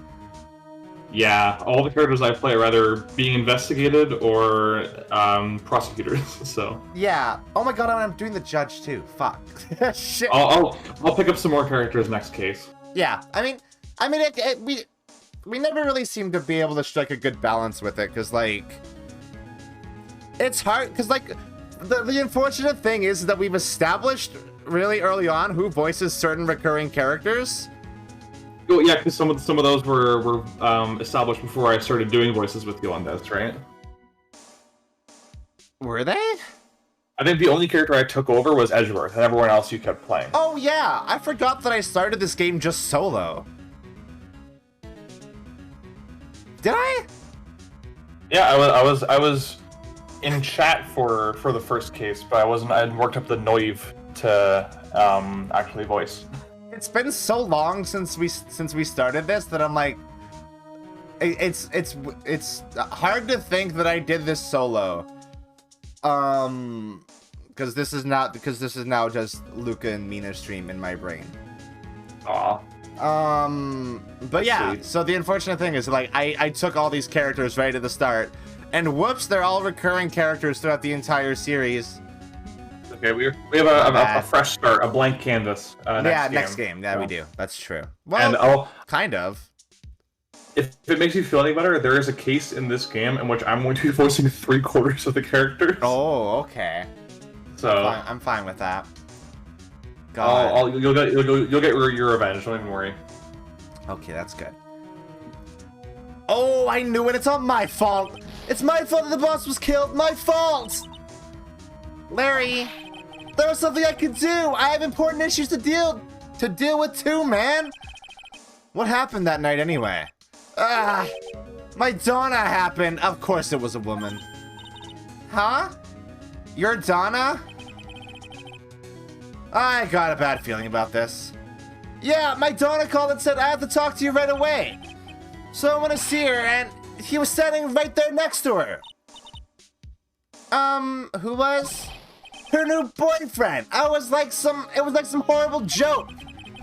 Before I knew what was going on, the guy socked me right in the kisser. Normally, I'm the one that does the punching. Isn't that right, Maya? Yeah. So is that why you left the security guard office? He sounds like Ron. How can I ever make up for it, Nick? What can I do? What? Whimper, whimper. He's curled up on the floor crying like a baby. Nick! Is there anything I can do? Anything, just name it. I'll do whatever I have to make up for it. I swear I will. Larry. Hey, Nick, as long as he's offering, why don't you show him the evidence we've got? She's right. Maybe we'll get at least one bit of useful information from him. Nick!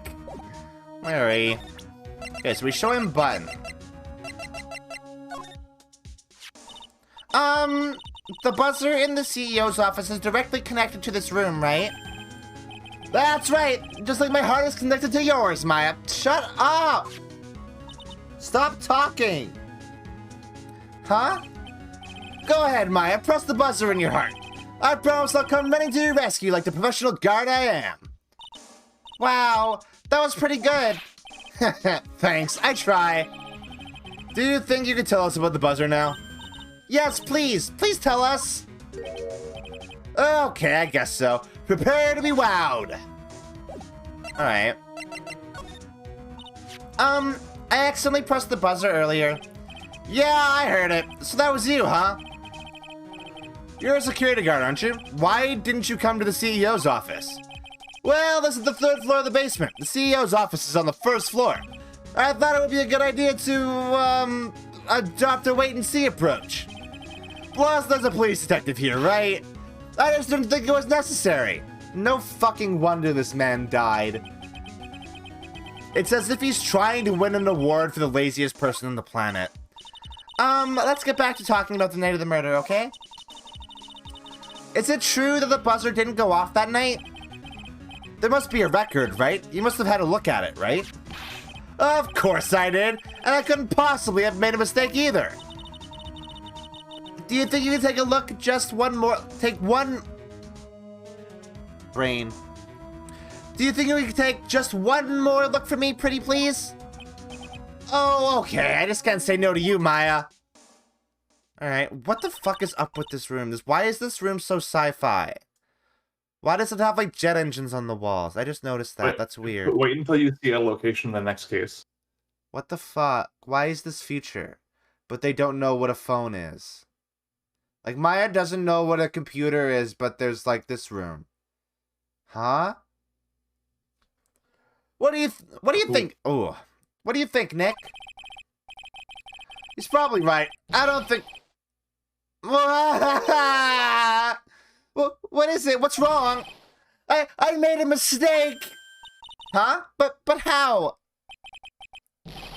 It can't be! It's impossible! Okay, enough already. What about the record? That night, it went off just once in the morning at around 1 a.m. 1 a.m.? That's when the murders happened! Really? Are you serious? That's terrible! It can't be! Fucking Literally, Larry. A man died because he was in his post. Can you imagine that? Just Larry. being on the verge of death, hitting a button that desperately loves someone, your savior, and then you realize, oh, it's Larry, and then you drop dead. Oh, fuck. I'm screwed. Oh. What? Why does anybody hire Larry? Why does anybody hire Larry? He's not charming. I doubt he interviews well. He probably gets fired a lot, which in Japanifornia, I assume would look really bad on your resume. How does he get jobs? I don't understand. Listen, it's 2018 at this point in this timeline. The economy's in shambles.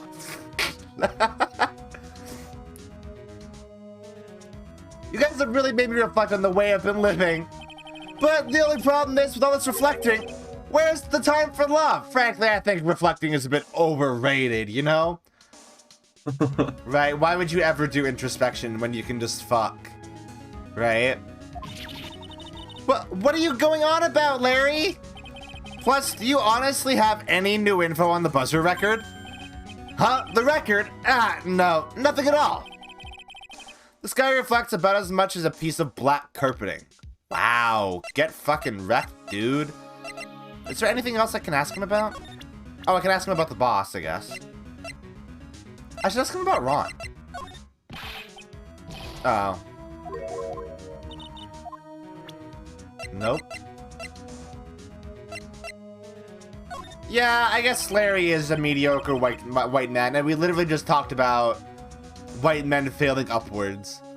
Is Larry white? In this version, he is. Alright. As far as we know, the only character in the English versions of this game that canonically have Asian heritage are Phoenix and the Korean people. Huh. There's been a lot of white people in this game, huh? I guess there was Acro in the last game. Who's not? Godot's definitely not white. Oh, absolutely not. No, he's canonically Brazilian, I think. Ooh, cool. Is Larry just Jerry from Undertale? Who the fuck is Jerry from Undertale? It's the guy that the enemy that no one likes. If he appears in the battle, and the other monsters will ditch him. Oh yeah, I should play Undertale on stream. That'd be fun. That'd be good. Have you played it before? Yeah, but it's been like I haven't played through Undertale since it first came out, so it's been a minute. It's a really good game. I could do I was gonna say I could do one shot, but I've played one shot too. What's that one that MatPat got in trouble for? Heartbound? I think it's Heartbound, yeah. Yeah, I could do that. Well, that Toby Fox dunked on him for. What? The one that Resident Evil, the one that Toby Fox dunked on him for. I don't know why I said Resident Evil. Why just Toby Fox, known man who made Resident Evil. I've got that in my brain for some reason. Yeah, that's the one that Toby Fox dunked on him for. You know what? I can do Off. I never played Off. Off is good, right? Have you played Eichenfeld? No, I haven't. I think it's like that one. I should have bought that. I had money left over from, like, after buying Near Replicant, so I bought Totally Accurate Battle Simulator and House Flipper. I should have bought Eichenfeld. What has MatPat not gotten in trouble for? Making bad videos. He seems to get away with that. Oh well. Anyway, isn't Jeff Thu a writer for Game Theory? I think he did a couple episodes. I don't think he's a regular one though. Okay. Like, I always see that in his bio, and I'm like, this man follows me.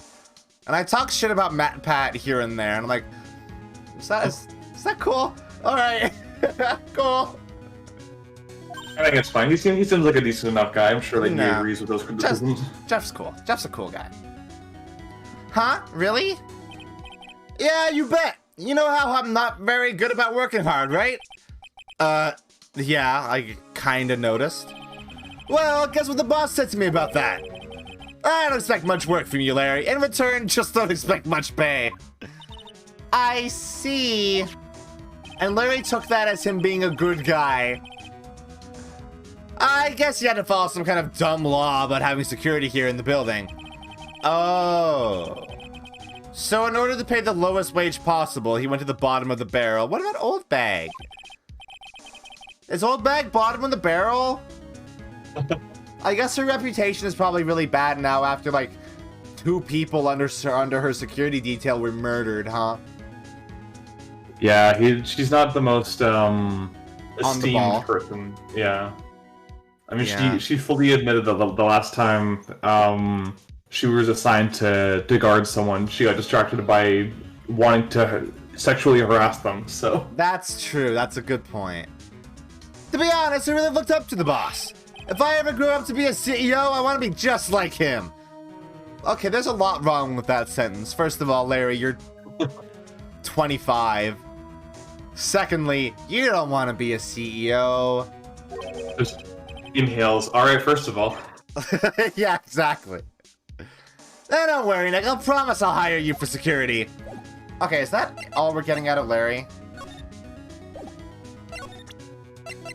Because I don't think Larry's gonna know about the binder.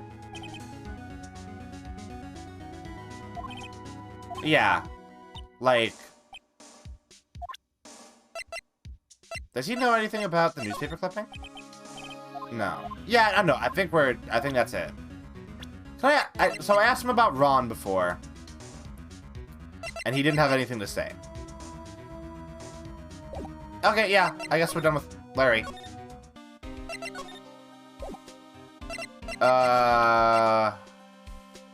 Maybe you should go check out the exhibit. What? But this would be good for Dick to know. Whatever. Actually, you know what? It's already been almost 2 hours. Let's take a quick break before we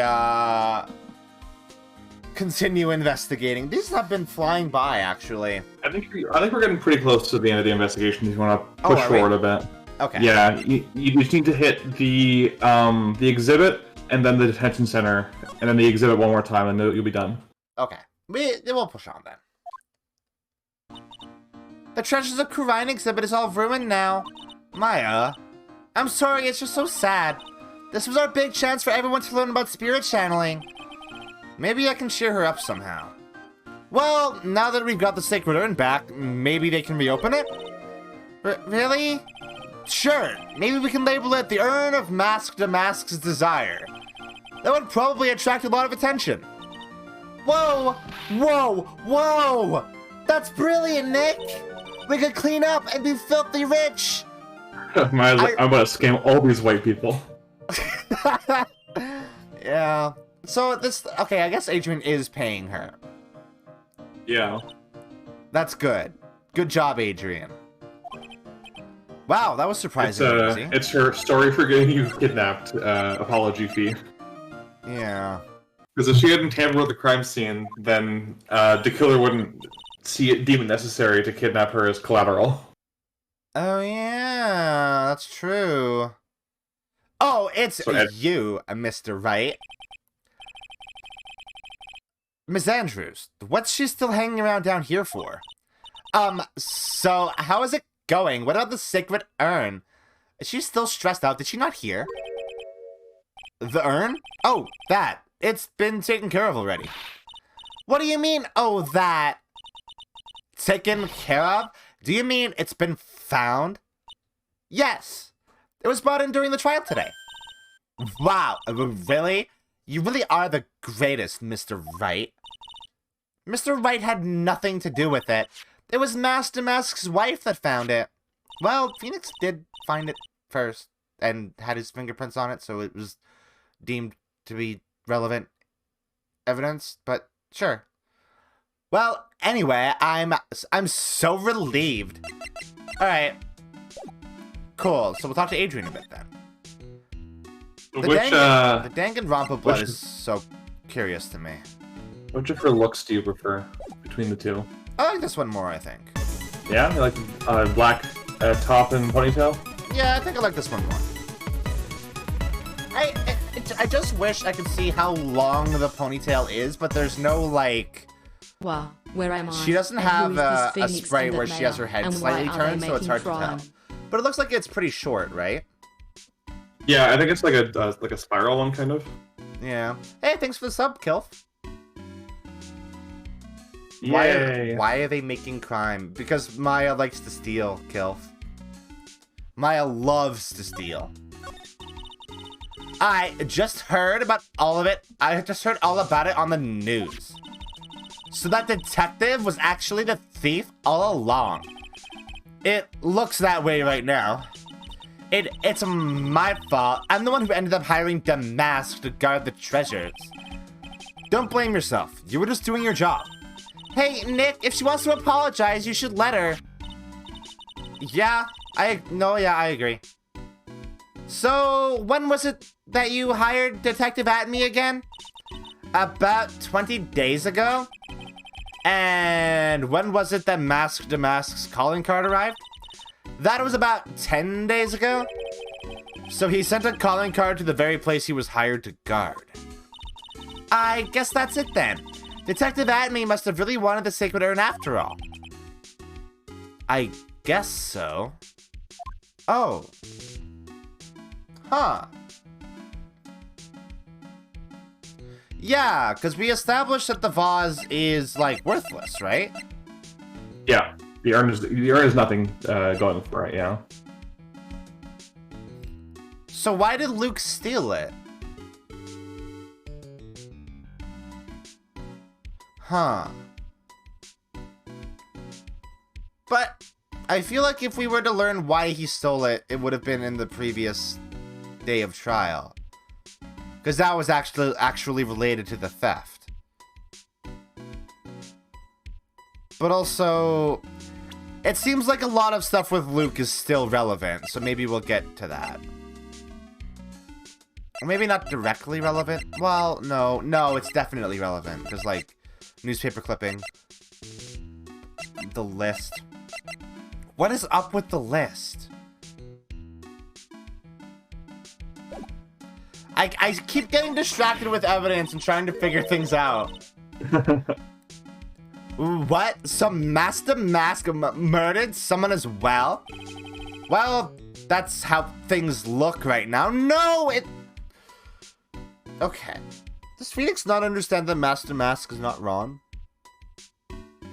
Does he not get it? Is he confused? Yes, but I thought that he was here stealing the urn at the same time.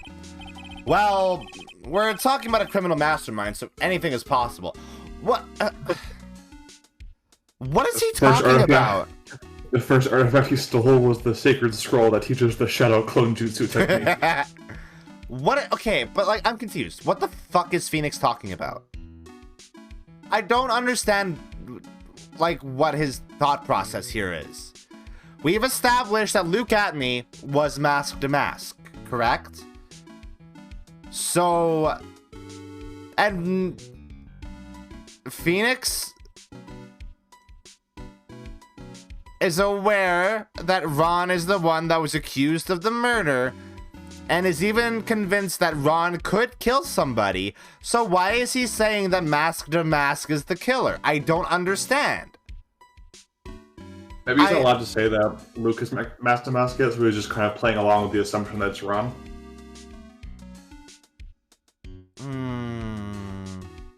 Anyway, just keep going. Okay.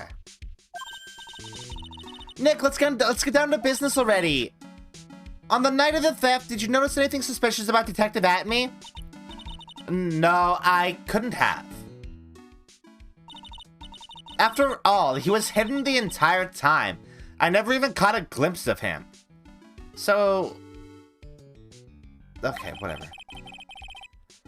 He claims that's the way he always operates. Think about what that security guard sees. He just uses the tip of his nose poking out from behind a box. Yeah. That's just what he says so he can have an alibi while he commits the thefts himself. Yeah, he was caught in the crime scene photo dressed up as Mask to Mask pretty well. How does his nose fit in that mask? He just folds it upwards. It's all cartilage. Fair. I'm so glad that you got your Sacred Urn back. Yes, but there's still something that bothers me about it. What is it? I'm not exactly sure, but somehow the urn that came back seems different. Really? You wouldn't know anything about that, would you, Miss Andrews? Did she put it back together? No, I don't know anything. Well, why would I? Did she break it? Oh my god, she dropped it! And then put it back together the correct way.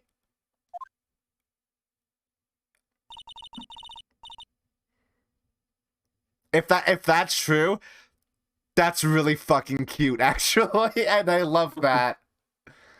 What do you think this means, Nick? It means the person that holds the secret to the mystery of the Sacred Urn is our very own Miss Andrews. Okay, I probably have stuff to... You should look around a bit more before you... So the paint is the obvious, very mysterious thing in relation to the urn. That pathetic-looking wooden box. Ah, that's the box that had the Sacred Urn in it. Wait. But... Yeah, this is the same text. Where Nick is me. Okay, maybe you have to... I think there is order of operations here. You gotta go talk to Ron, come back, and you can get some of his info on this stuff. Okay. Ron! Yeah, I guess the game did tell us to go talk. I suddenly felt an immense amount of frustration with the navigation. Where I was like, everything else is on this list, but the detention center is... Oh, right, I have to go back to the office. Right. Hey, it's a Mina character, finally! Mr. Wright. Mr. Delight, Did they finish their interrogation? Yes, but please don't leave me alone anymore. Mr. Delight, you lied to us before, didn't you? What if I just voice around the Jerry Seinfeld voice? Why would you make him sound like Jerry Seinfeld? Because he yells a lot. He does yell a lot, but I don't know, there's a level of pathetic that, like, Jerry doesn't meet. Like, I think he would sound more like George Costanza if you were to make him sound like anybody from Seinfeld. Because George is the most pathetic. Since he yells a lot, I just think of, like, the way Jerry Seinfeld yells and draws out his vowels. Yeah, that's a fair point. On the same night, the sacred urn was stolen from Lordly Taylor department store. A blackmail letter you got summoned you to KB security to hand over some money. And then, that's where the CEO, Kane Bullard, was murdered. But there's only one Ron Delight, am I right? So the only question is, where were you that night? This time I want to hear the whole truth. Your life depends on it. Okay.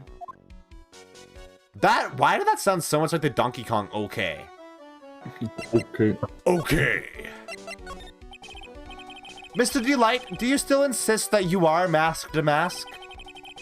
That's what I've been saying since yesterday. That was a quick response.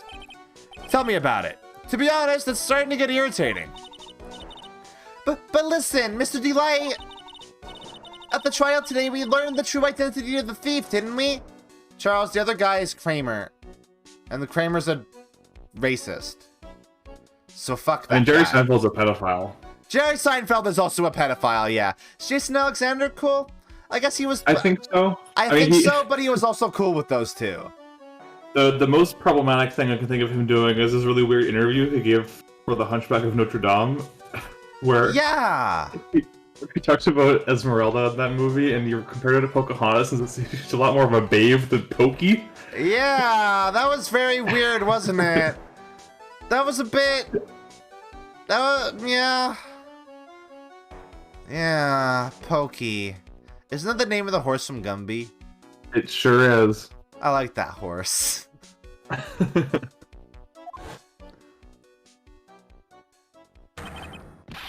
Not that one, the chubby one. George Costanza. I said his name. Yeah, I can skip that. I guess it's true. I wasn't the one who stole that urn. I like how I'm taking any excuse not to voice Luke. It's just so much You were- energy. You were enjoying it so much, though. No, so here's the thing. I like voicing Luke. It's so tiring. Of course not. After all, you were at KB Security at the time. So then the person dressed up as Mask to Mask in this photo, it's gotta be Detective Atney. So that night, you didn't go to Lordly Taylor, you went to KB Security, right? Yes. Went to KB Security at the time the black one had said I should.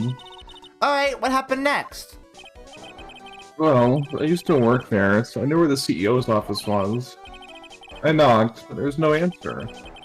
Then I used the key card to unlock the door. Why do you still have that?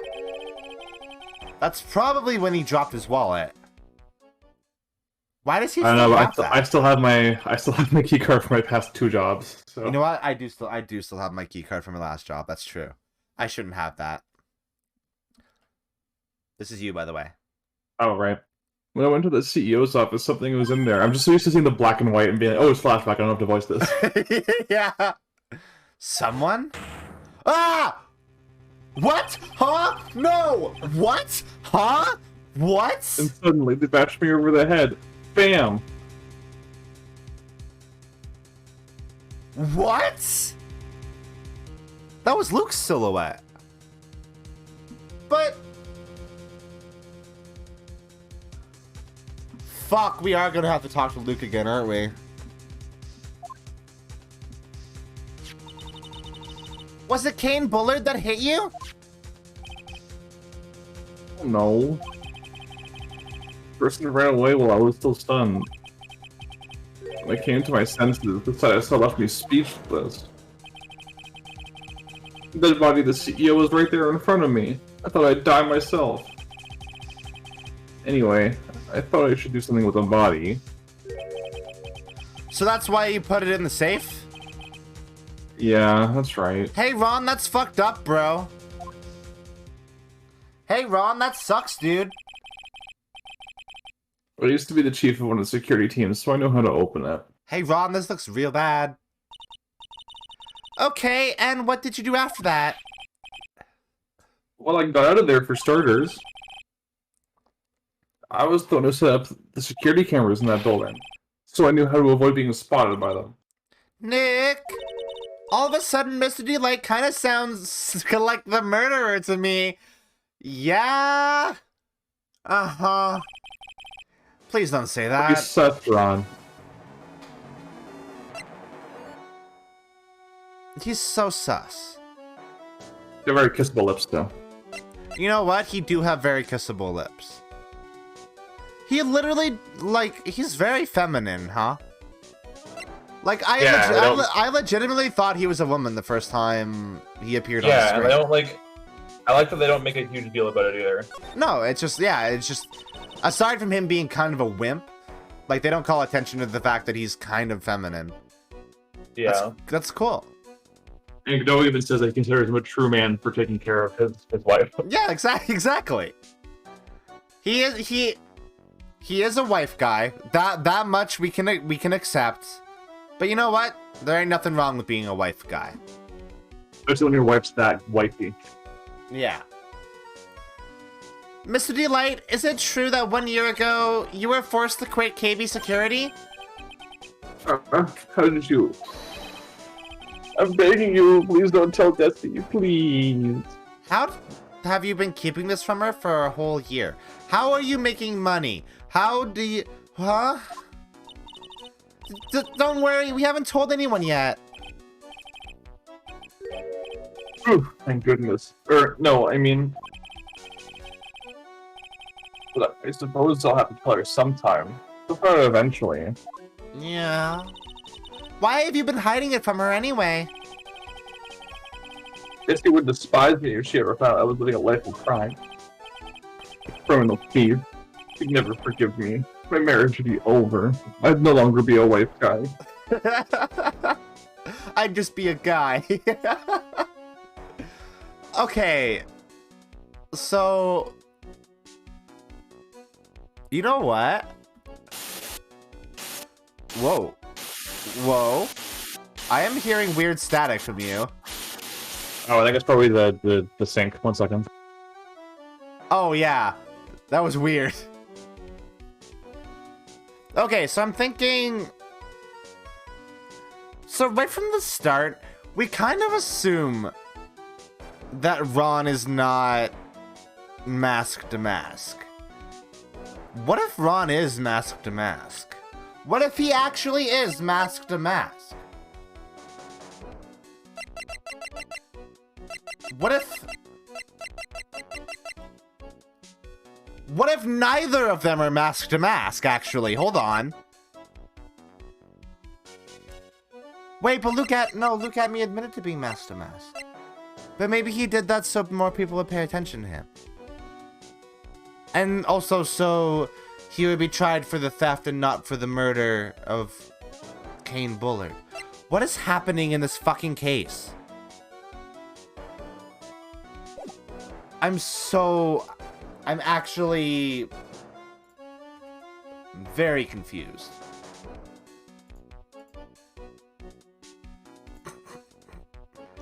God. I guess we'll see. Okay. Yeah, I mean, I guess we'll see. Like, it's just like... This is such a compelling mystery right from the start. Yeah, Ace Attorney 3 is freaking good. Yeah, it's a very, very good video game. Okay, are we gonna carry on? The real mask to mask were the friends we made along the way. Yeah. Did you read this one already? Oh, you did? Yeah, because I said the wife guy thing. Yeah. Knowing that, why did you become a thief in the first place? because Desi spends money like it's water. Women do be shopping. Women be shopping. There's no job in the world that could bring in enough money. Except being a thief. At least that's what I thought anyway. So he became masked to mask for Desiree, huh? Alright.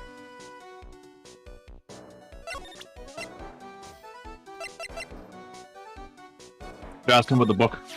No, I'm gonna ask him about the clipping. Hey, that's an article of my debut heist. No. Boy, that was a tough one. Before I knew it, they were hot on my trail. But mask to mask, he must have gotten away, right? It says in the article that he disappeared. That's right. I got a sudden burst of inspiration. I hid my mask to mask costume in a nearby plastic bucket. And I quickly changed into my security guard uniform. Pretty clever, huh? Pretty clever, sis. Wow, awesome! Hey, hold the phone. The guard in this photo. Is this you, Mr. Delight? That's right. Nice trick if I do say so myself. Oh my I'm god. so used to voicing him with like a whiny voice. I can't do his voice when he's talking normally. What if Ron is masked to mask? Is that You gotta flip the entire case's thinking in your head. Think crazy. Nice and easy to figure out. Even Pearls could see through that in a heartbeat. Yeah. As you might expect, Detective Atme found the disguise. He truly deserves the title of Ace Detective. Detective Atme found the mask to mask disguise? Oh! My wife guy. Yes, thank you, Raven. Thanks, Raven. My wife. Guy. Okay. That's how Detective Atme came into the possession of a mask to mask costume. So are they both a mask to mask? Keep going. Yes, I've heard that he brought it home with him. So that's it. That's when Atme got his hands on this. Thanks to that, I got the chance to remake my costume. That must have been really time consuming, huh? Yeah, it took quite a while to complete. Anyway, a few days after that, He's like a Spoder man. He make his own costume.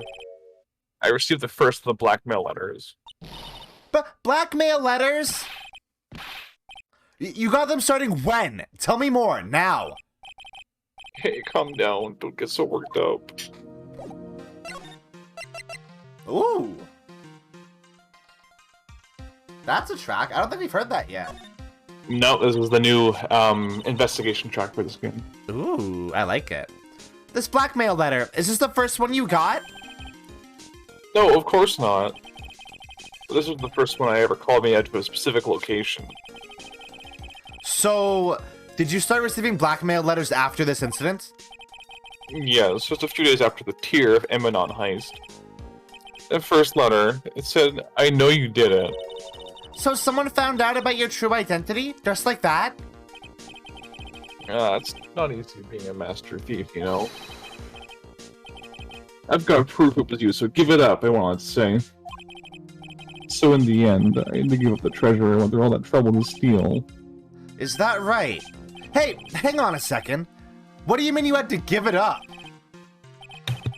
Oh, don't worry. After I put the jewel in the tip deposit box the letter specified, Someone sent me $10,000.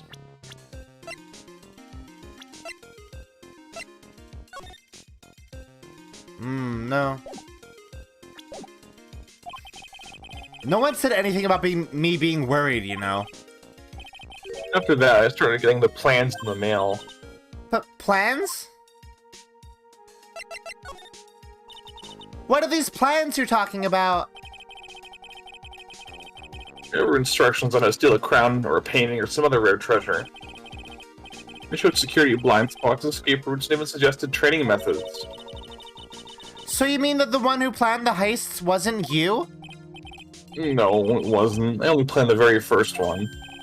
After that, I received plans from some very kind person, incredibly detailed plans.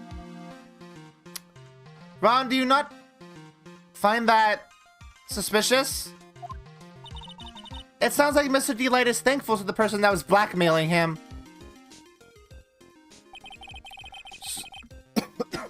So Ron Delight was masked to mask after all? But someone else is behind the thefts.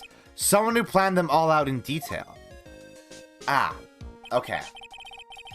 I understand. So it was pretty interesting that after the very first case of your client being guilty, you go on right after that where the client's technically guilty of a crime. Yeah. Just not the big one. I understand. Yeah. So Luke gets hired to these places ahead of time. And then he has time to scope them all out. And then he sends a blackmail letter to Ron. And then Luke... And that's how he gets them back. He blackmails Ron to give them back. But what about the red diamond? That's the That thing. one was a reward he got for giving one of them back. Yeah. But this blackmail letter is sent to Ron, who is not the one who received the red diamond. Luke is the one that received the red diamond for giving back the, was it the... It was the portrait of Magina, right? Yeah.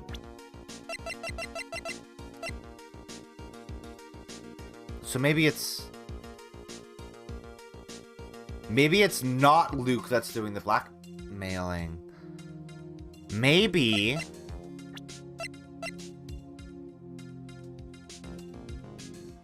Maybe it's Kane Bullard. And he's sending these thinking that Luke is masked to mask. But no, but then he would have to send these blackmail letters to Ron's house, and that doesn't make sense. You should ask him about the binder you found in Bullard's office. I should do that, yeah. They just waited for the cash to come in the mail. Could you try not to look so gleeful about it? So you went after the Sacred Urn because of one of those plans too? Well, see, truth is, I've never seen the urn. All I did was follow the instructions and steal what I was told to steal. Mr. Delight, is everything you've just told me the truth? Yes, but please don't tell Dusty, okay? From Damask's second heist on, he was stealing as directed by Blackmail Letters. Okay. Ron, before we go, there's one more thing I want to ask you. Yes, please don't hurt me. Mr. Kane Bullard, do you swear that it wasn't you who killed him? Yes, of course. I could never. I'm not lying.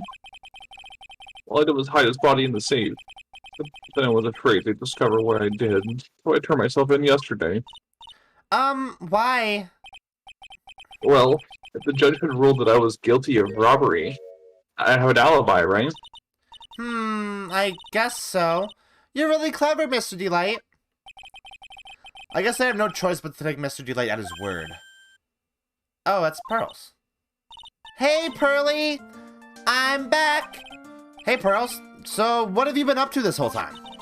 The Sacred Urn, Mr. Nick. I took it back to Kurain Village to have it examined. And? What did you find out? Well, there's no need to worry. They said it's the real urn. Phew. That's a relief. I was really worried. But there's one small problem. Problem? These cute little pink splotches, they said that it's paint and that they were put on the urn recently. Why are we talking about the pink splotches again? What's the big deal?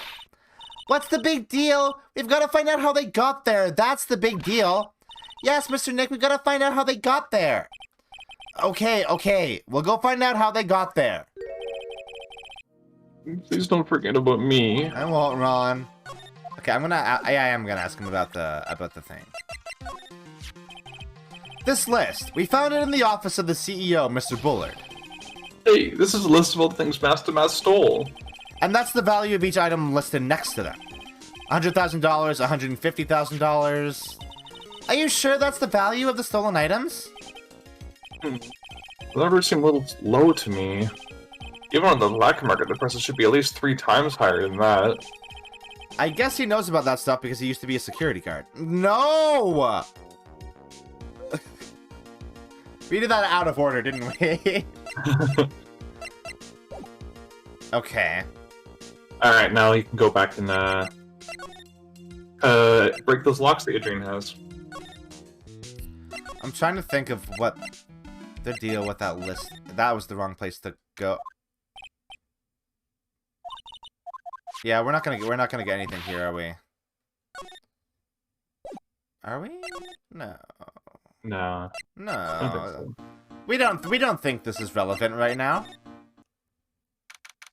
Or rather, I guess Phoenix and Maya don't think this is relevant right now.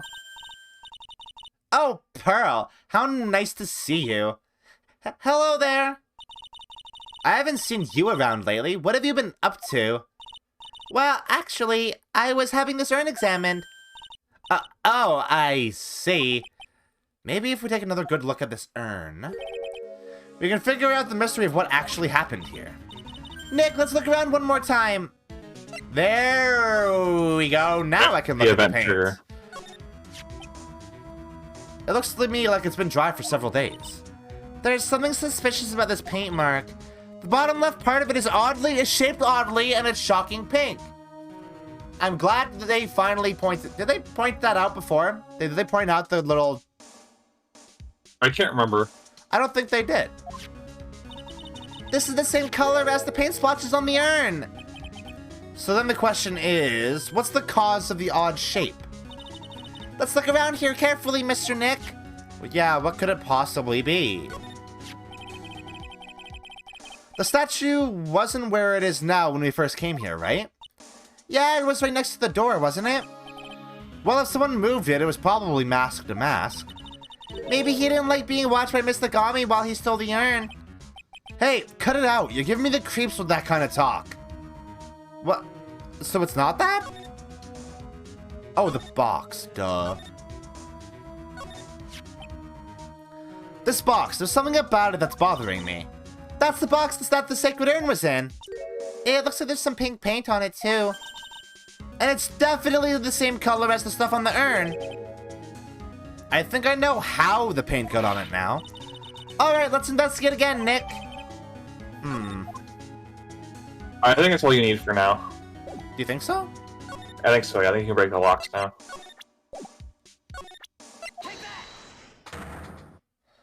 Alright.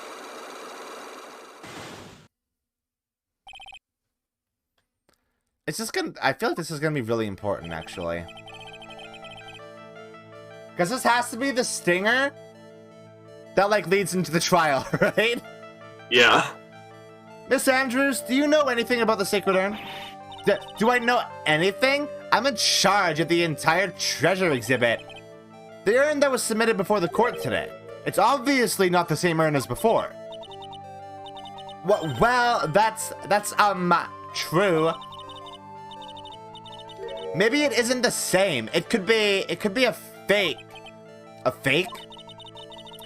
You're the one who said it wasn't the same, so that's the most obvious explanation.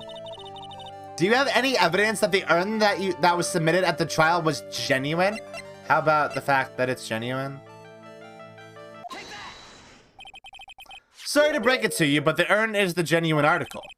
Pearls went back to Kurine Village and had it examined. Is that right? That's nice, but I don't see how. What she discovered was that the urn had been broken. Again. Did you say again? Yes, it was broken once a year ago. And now it looks like the same thing has happened. And quite recently, too.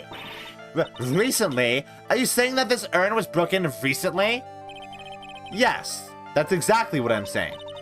Why do you think it was broken recently? How do you know? So, the paint. The box? Paint marks, probably, yeah. No? Oh, the paint marks are actually a piece of evidence that I have, aren't they? Yeah, the ones on the floor. Are they?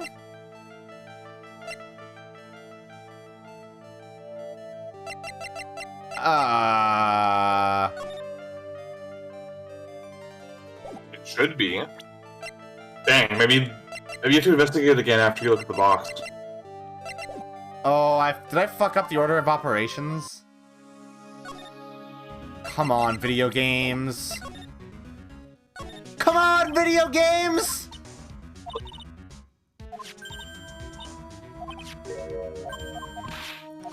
Come the fuck on, video games. There we go.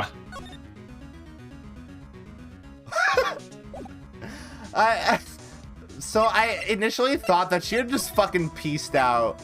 She had realized we put things together and just left. But no, I was like, oh no wait, you can't see her when you're investigating, right? You're grilling her on like, but how do you know that? And like, 1 second, you just walk over and stare at a paint stand for a couple seconds and come back.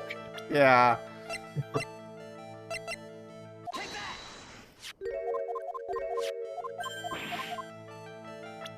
And the paint stain. No?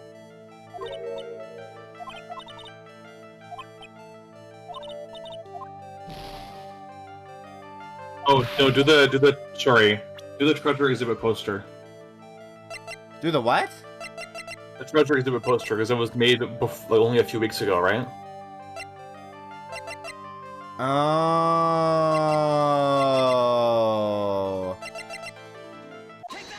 Yeah, that makes sense, actually. This poster, it was made recently, right? Poster? Ah, the poster for the exhibit. At the time when this photo was taken, the urn said I am on it. But now, for some mysterious reason, it says Ami. When the urn was fixed, the letters were transposed. Ah! Oh my god, yeah, of course. Because we hadn't broken the first lock with the first piece of evidence. Yeah. So obviously we still have to prove that it was broken. Right. I am? What does that even mean? I don't know anything about that. I wasn't even there when the photo of this poster was taken. That was a mistake. Now, tell me the truth. Wait. 4? Even if the urn was broken, I had nothing to do with it. Huh? Yes, that's it. It must have been one of the people at the photo shoot. They probably dropped it. I'm sure that's what happened. That's why she's not going to give up that last psyche lock so easily. Yeah, and now the paint. The witch. Yeah, the paint's first, I think. The paint? Because it was on the floor. Yeah, that's it. Well, Miss Andrews? What is this supposed to mean? There is pink paint all over this urn.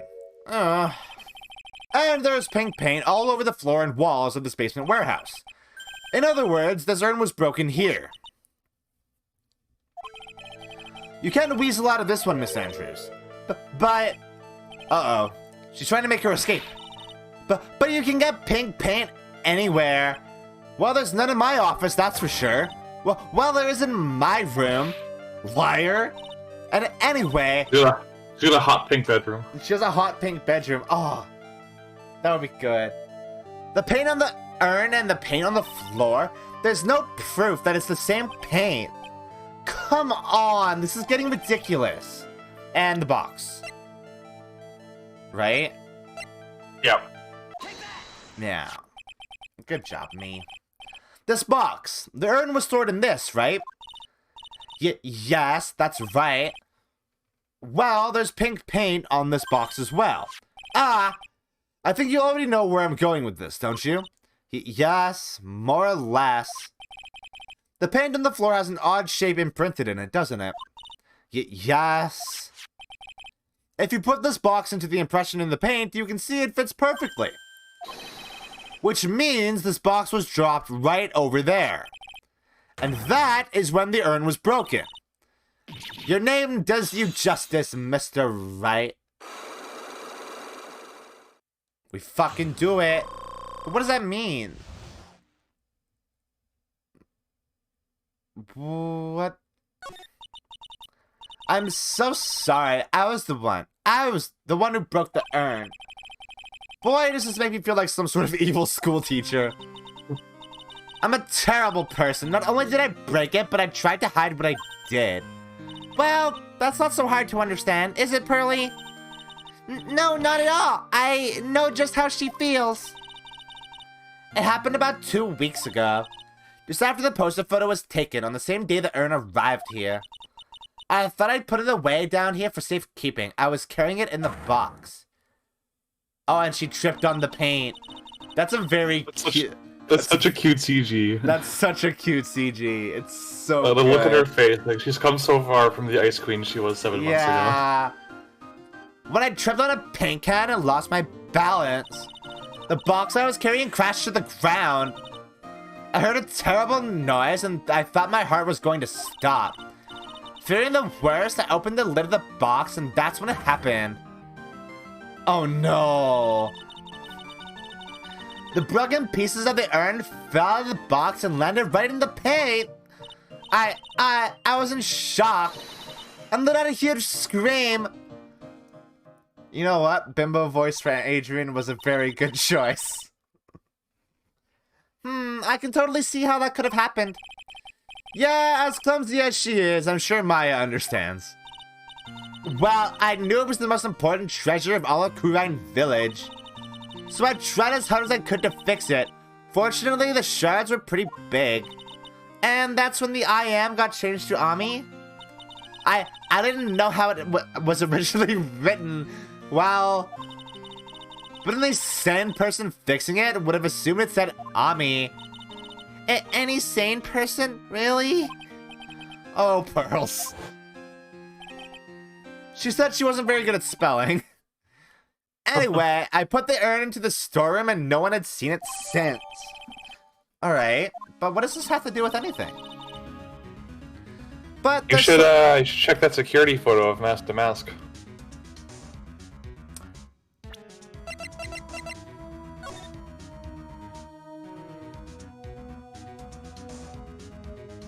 That box is small. That's a very small box. And it also doesn't have paint in it, and it's also not the same box. That's why Phoenix has been pointing out so often how shittily made the box is. Exactly. Some Mask to Mask stole something else.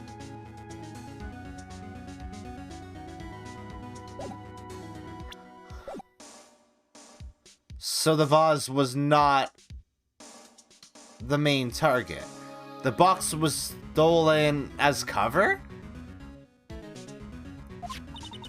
When we first came here, I didn't see any paint stains.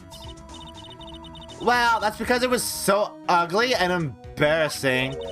I used the golden statue to cover it. The Ami face statue. Aha!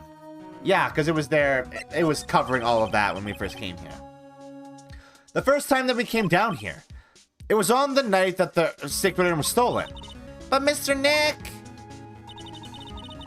there were no paint marks on the walls or floor of the warehouse when we were here. Well, there's good reason for that. On the day of the crime around noon, that golden statue just happened to arrive in the mountain from the mountain training hall.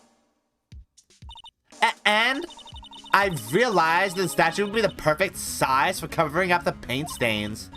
That's why I put it where you first saw it. I see. Now it makes perfect sense. But there's still one thing I find strange. What is it, Pearls? The day after the urn was stolen, we came here again. At that time, the statue had been moved and the paint was clearly visible. She's right about that. Well, Miss Andrews? Huh? What? I don't know anything about that. I placed it there to cover the paint, so why would I move it again?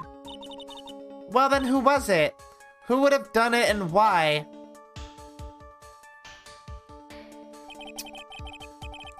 Would it have been moved in the process of somebody grabbing the Shishishido?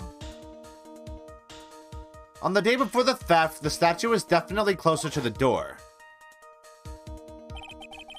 Then the next day it was moved, but why?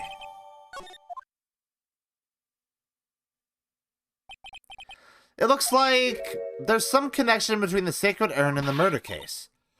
Why? Why do you think so, Nick? Because that night, the real thief, Ron Delight, was at KB Security. So then why did another Mask to Mask show up here? A lot of different things are pointing to one undeniable fact. One undeniable fact? The murder trial is starting tomorrow, but it looks like that thief is going to be making another appearance. Huh. Fuck, this is a good mystery. It's really good. It's so good. And like, obviously I have kind of been like, you know, putting pieces together here and there, but I am not super confident about anything. Yeah, but see, what I like about the third game is that it feels like the difficulty really scales for this one. Like, they assume you played the first two games, so right off the bat, the mysteries are a bit more complicated. Yeah. This is incredibly good. I'm very happy with this. Hey, let's take a little break now that we are 2.5 hours into the stream. And we'll get back into Framing Ron. Yeah, we'll get back to Framing Ron, and we'll get to hear more of Mina's very gravelly Godot voice. So that's exciting. Okay, we'll be back. Bye. I am back. Hey. I want to say this in official Luka stream content. I stand with the IGN staffers who wrote a letter to their parent company about the fact that their article on Palestine was removed. Or That's the most badass thing I've seen all week. Like, yeah. for real. They're risking so much by doing that. They put their names on it. Yeah, and like, they're risking so much by doing that, and I like, as someone who's in the journalism industry, I know how scary it is to stand up to your corporate overlords because they control your paycheck. Yeah. But so yeah, good fucking going, IGN staffers. I give you know what? I give games journalists a lot of shit for very good reasons. That they're doing good shit over there. Yeah, that's really brave. Also, free Palestine. I'm just gonna say that officially on the record. I've said it on Twitter, so I'll say it in official content. All right, Needle's awake. Hello, Needle. That was a short nap. That was only like 3 hours. Also, you know what's great? What? This isn't great to the same degree, obviously, but we did get confirmation because the Great Ace Attorney official English website updated today. They are in fact toning down the racism. Yay! Fuck you. What were they called? Scarlet Study. Scarlet Study. Yeah, fuck you, Scarlet Study. Yeah, one of the Scarlet Study people was really upset about this because they're like, they said, can't wait till people use this as further evidence that we inserted the prejudiced remarks made in the game. Mm-hmm. It's yeah, so funny. you sure so did funny. do that though. Fuck you, Scarlet Study. And that one guy who went on an 8-hour meltdown defending putting more slurs in the game. Anyway, let's play a video game, shall we? Oh yeah, I have to actually tab back into the game. Yeah, that would help. That would probably help a lot.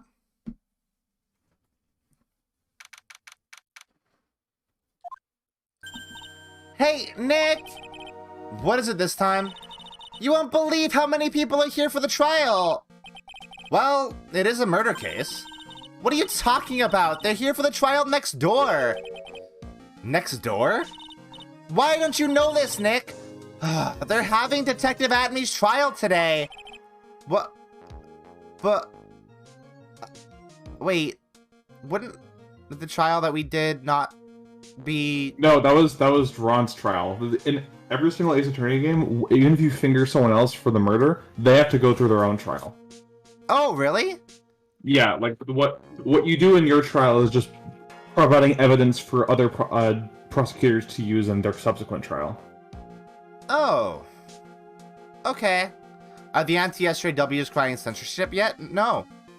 Weirdly, they're not. Who would've figured that they wouldn't be doing that?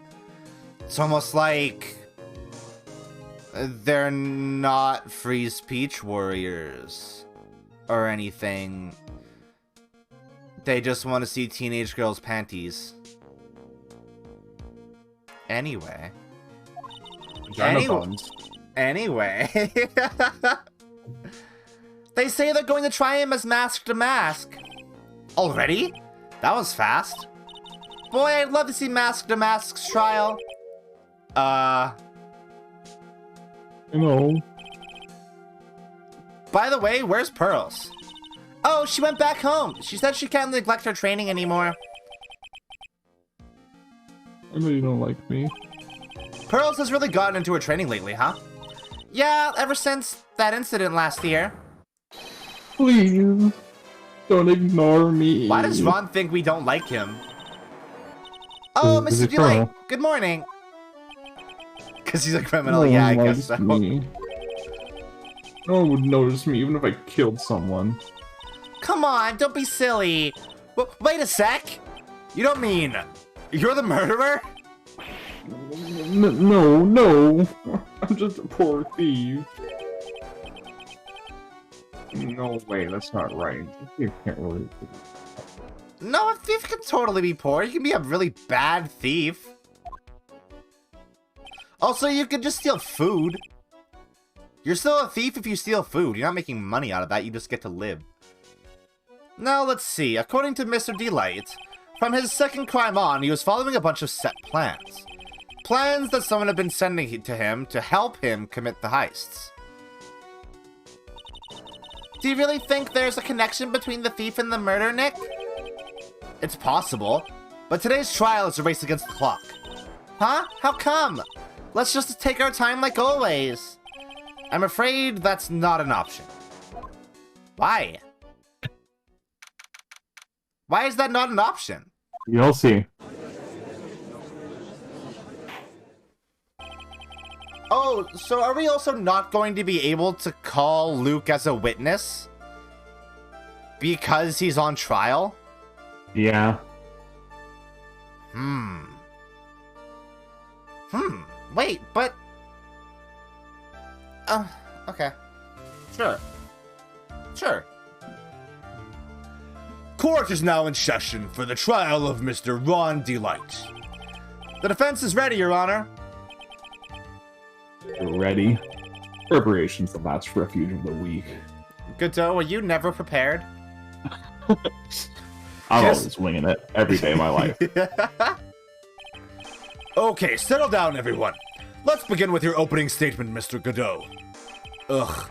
He's got the judge in the palm of his hand yet again. No, wait, I don't think so. Underlight is simply too young to be sent to war. That's all. What? The judge is like, excuse me? I'm afraid I have no idea what that means, Mr. Godot. Ha. You need to get out more, Your Honor.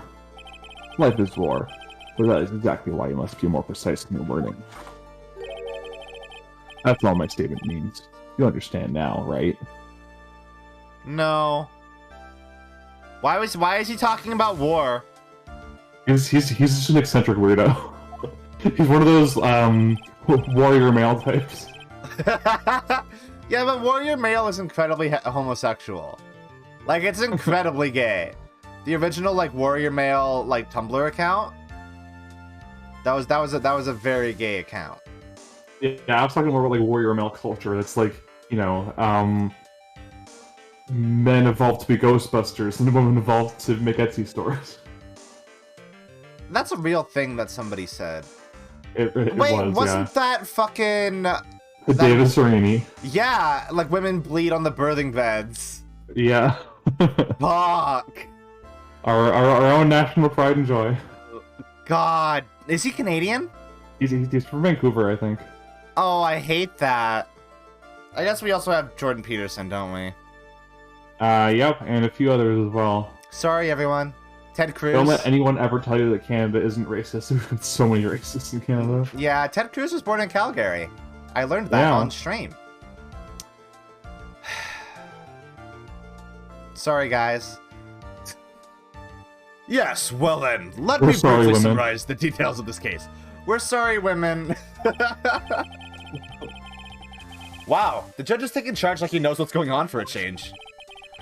The victim is Kane Bullard, CEO of KB Security. His body was found in the safe at approximately 9 a.m. on the morning of the 13th. However, the time of the death was estimated as 1 a.m. of the previous day. And that's rather low and drop the ball. A little lost getting this, of course, the defendant. Very well then, Mr. Godot. Please call your first witness. I like how he took a sip of coffee just as I did. I never drink more than 17 cups of coffee during any given trial. But the first one is always the best. Mr. Godot, your witness? Okay then, let's hear what the defendant, Mr. Wright, has to say for himself. The defendant? Well, Mr. Wright, does the defense have any objections? It may be a bit of a disadvantage having the defendant testify, but... I remember when Mia was defending me. She allowed me to testify so she could do the cross-examination. She put a lot of trust in me back then. We have no objections, Your Honor. The defense will allow Mr. Delight to testify. You got it straight. All right then, Mr. Ron Delight, please take the stand. I can't overstate how much I love that Godot is like a weirdo in universe. Like in this world where prosecutors can whip people or smash the desk or scream out loud, he's the standout weirdo that everyone questions and thinks is eccentric. Yeah, even though, like, I think Godot is a lot less weird than Franziska consistently whipping everybody in the courtroom.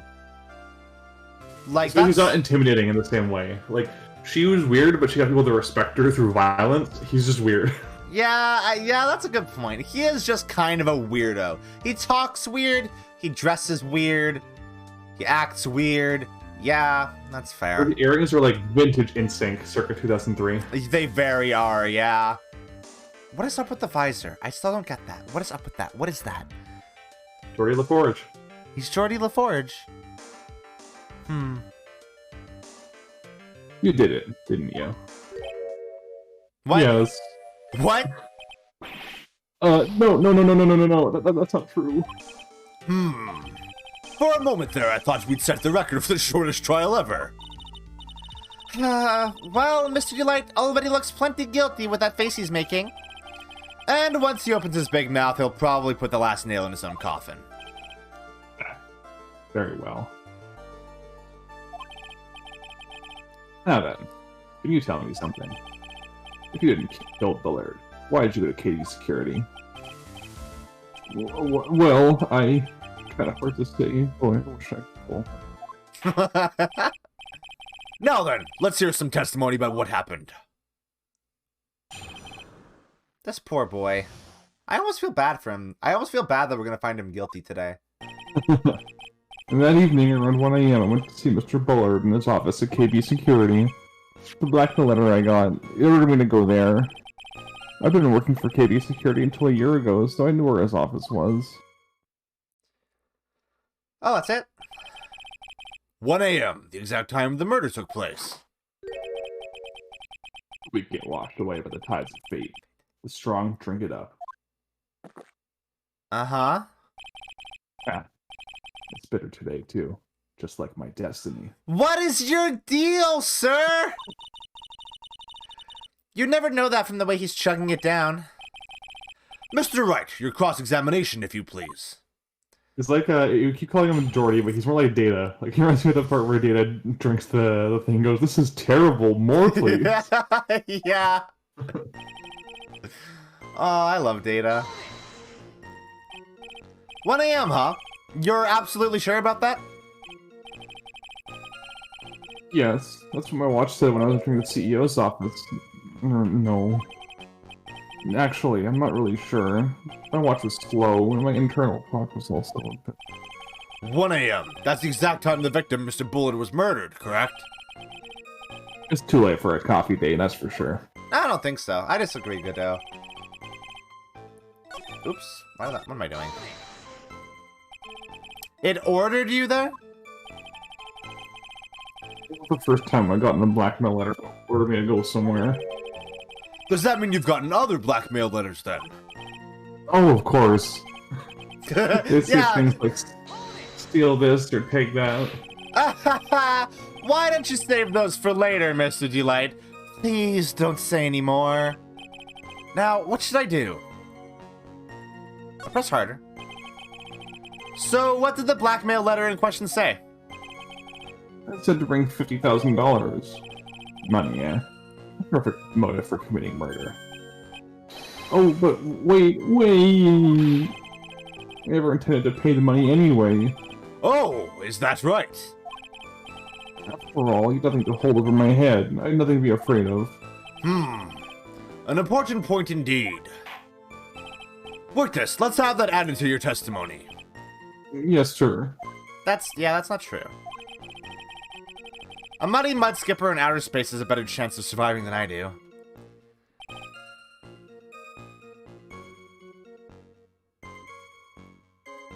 Huh. But it should have, right? Yeah, because like the threat is they'll reveal your identity.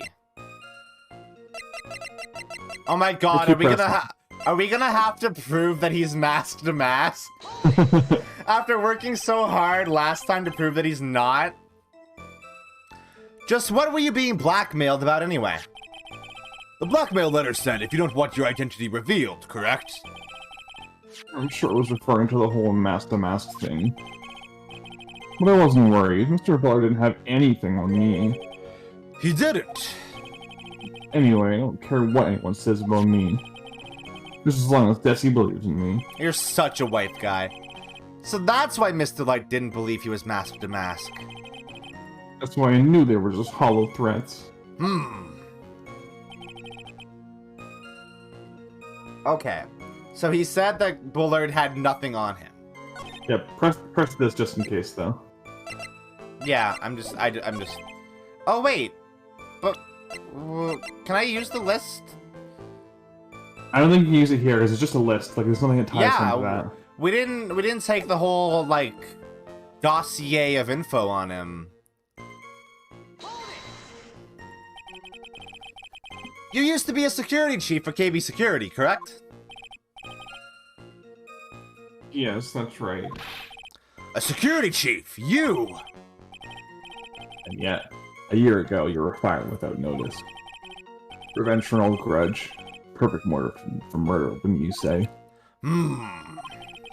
This isn't good. Maybe I should change the subject? I really want to know why he was fired. Yeah, what about? Mr. Delight, please tell us why you were fired from your job. Well... The world is filled with those who have said, I wish I had never asked that. Okay, then I take it back. Defendant, please answer the question. I need money. You needed money! Well, you see, Desi loves to spend it. It's kind of her hobby. Women do be shopping. Not exactly the best hobby in the world, huh, Nick? My salary wasn't nearly enough. So I stole data from the company. Oh. A victimless crime. A victimless crime. Because the victim is dead. Yeah. Come again? KB Security has a lot of security info on all sorts of companies. And since I was a security team chief, you stole some data and sold it. I wonder who bought it. The best thing is, if this came out in court, this would be a civil matter, so the only person who would be able to get him in trouble for it is Kane Bullard, who is dead. Yeah. So he's it literally fine. is a victimless crime at this point. Yeah, he's okay. Mr. Bullard found out and I was fired immediately. What? I wish I had never asked that. I was somehow able to keep it secret and it made it seem like I quit on my own. What is it, Nick? You don't look so good. Someone who brings harm to their company is fired as punishment. You do always remember that. He sure told you. So you admit that you stole data from your company, is that correct? Yes, I'm sorry. This is a very important fact. Please add it to your testimony. Oh man, this whole thing just took a big turn for the worse, crashed and blew up. It's gonna take the jaws of life to rip this case from the clutches of disaster. You've dealt with worse. Okay. Why would you do something like that? Well, for Destiny's hobby, why else? Wasting money, huh? It's not a waste. So Misty Light doesn't know that her husband was fired, does he? So it would seem. I'm not sure what to think about couples who keep secrets like that from each other. I can't believe it. This case has gotten even Meyer to think seriously about couples. Please try to stay focused, Mr. Wright. There wasn't much to his testimony, was there? Sounds like he's avoiding something. At least, that's what it sounds like to me. Uh-oh. I've got a bad feeling about this. We better be careful. But if we don't find a way to make him spill the beans, we'll never get closer to the truth. Okay. Well, now you gotta present something. Yeah. So, I think instead of focusing on causing trouble, what reason would he have to be scared of it?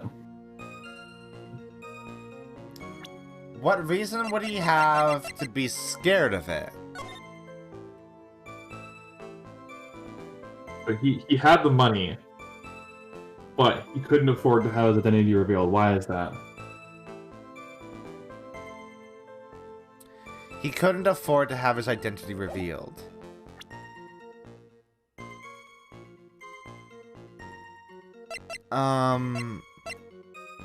Because Desiree would find out, Yeah. and she'd hate him. Yeah, so maybe present her profile. Yeah. Hates criminals and cowards more than anything, yeah. Mr. Delight, what you said just now doesn't match what you told me yesterday. Oh, what doesn't? I think you must have been scared, very scared, of having a certain person find out your secret.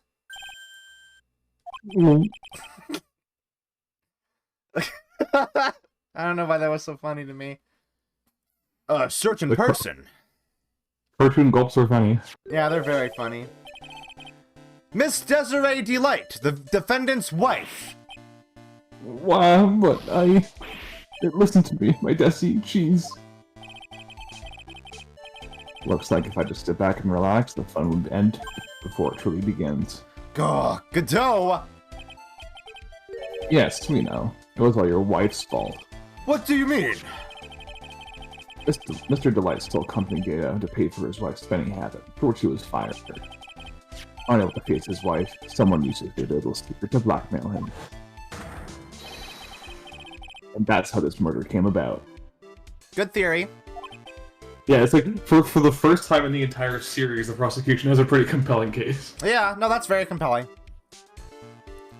Yeah, is Desiree not in the courtroom right now? Would she not hear all this right now? I mean, she wasn't there yesterday because she was off getting Getting the evidence. vase, or the urn, rather. Yeah, that's true. Oh, No, everything is falling neatly into place for him. Don't talk about my destiny like that, or you'll be sorry. She has her AirPods in. Yeah, okay. well, it seems that we've learned a great deal of things here so far. What do you think, Nick? I didn't think it was possible to get so thoroughly whipped in just 20 minutes. But you went against Franziska. No, but she whipped you at the end of the trial. Oh, right. Yeah, right.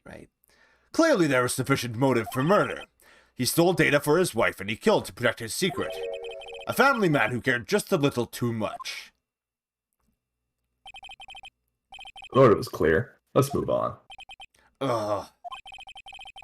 What happened at the crime scene at 1 in the morning, Mr. Delight? Come now, tell us. We're all ears. Alright. Interesting. When I entered the office, there was a suspicious shadow there. I wonder who that is! Suddenly, it was hit in the forehead. After that, I remember being a bit dazed. If I hadn't been wearing that, I would have been killed. When I came to, Mr. Bullard was lying there, dead. Wait, okay, hold on, okay. Pause. I don't know why I did that, it's not like the game's gonna progress if I don't hit a button. If both Luke and Ron were in the CEO's office at 1 a.m.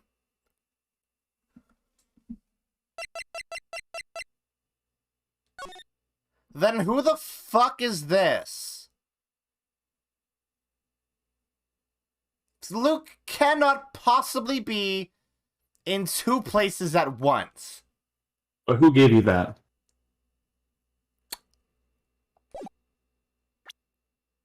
Luke gave that to us. No, yeah, And no. where did it come yeah. from? It came from the security camera that he set up. Do you see a date on that photo? No. I see. It's fake. Wait, then when the fuck? When did he steal the vase then? When did that happen? Do we...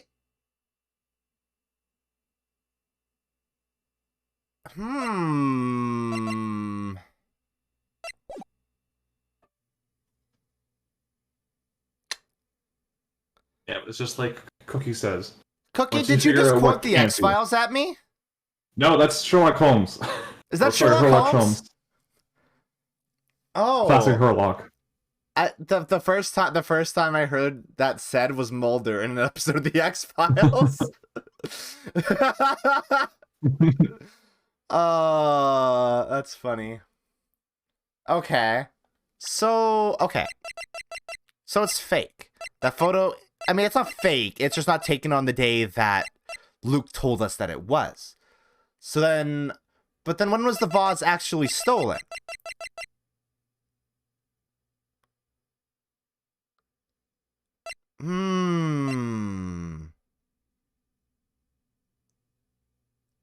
It must... So it was 2 weeks ago that the It's really strange that it's telling me 2 weeks ago in two different pieces of evidence. That timeline can't be important, right?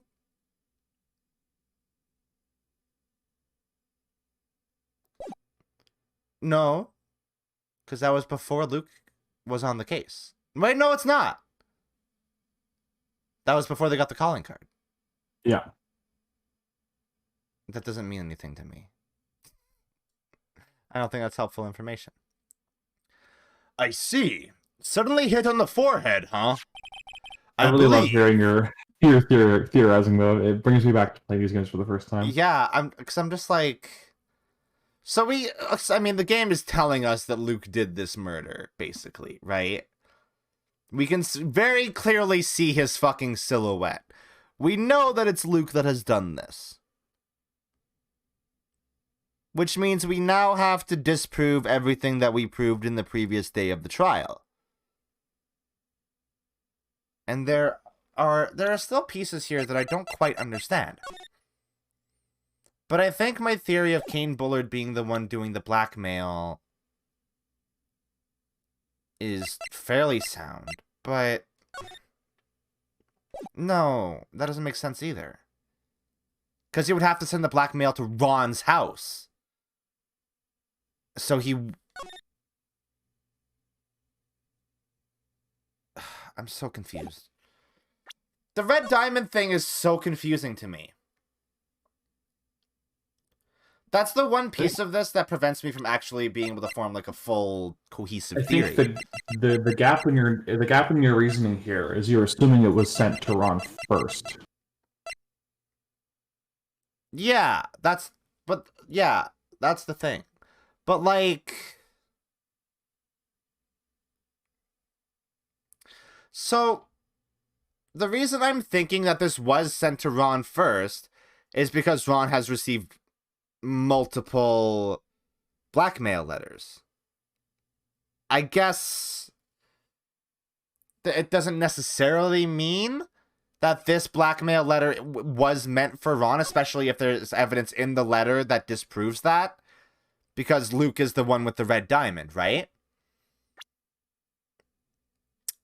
Or maybe none of the blackmail letters were meant for Ron at all. But if that's the case, then how the fuck does he get them? But we don't know if the Forwarding. other blackmail letters came from the same source as the others. As this one. Oh. Okay. Yeah, that's true. So... Just keep playing. It'll all unfold. I'm thinking... No, hold on. I'm thinking maybe Luke is the one that sent the previous blackmail letters. Because Luke figured out that Ron was mask to mask on the first heist. Because, you know, he had the disguise in the garbage can, and Luke found it, and now he has it. Wait, what? There's also the fact that there's 2 mask to mask costumes out there.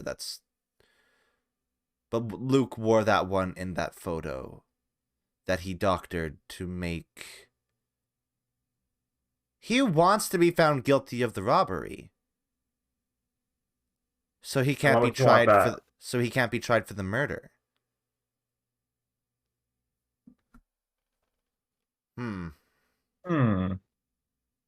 Because he did the murder. He did both. Yeah, no, he did both.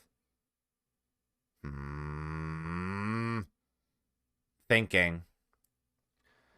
I believe the detective from yesterday provided similar testimony.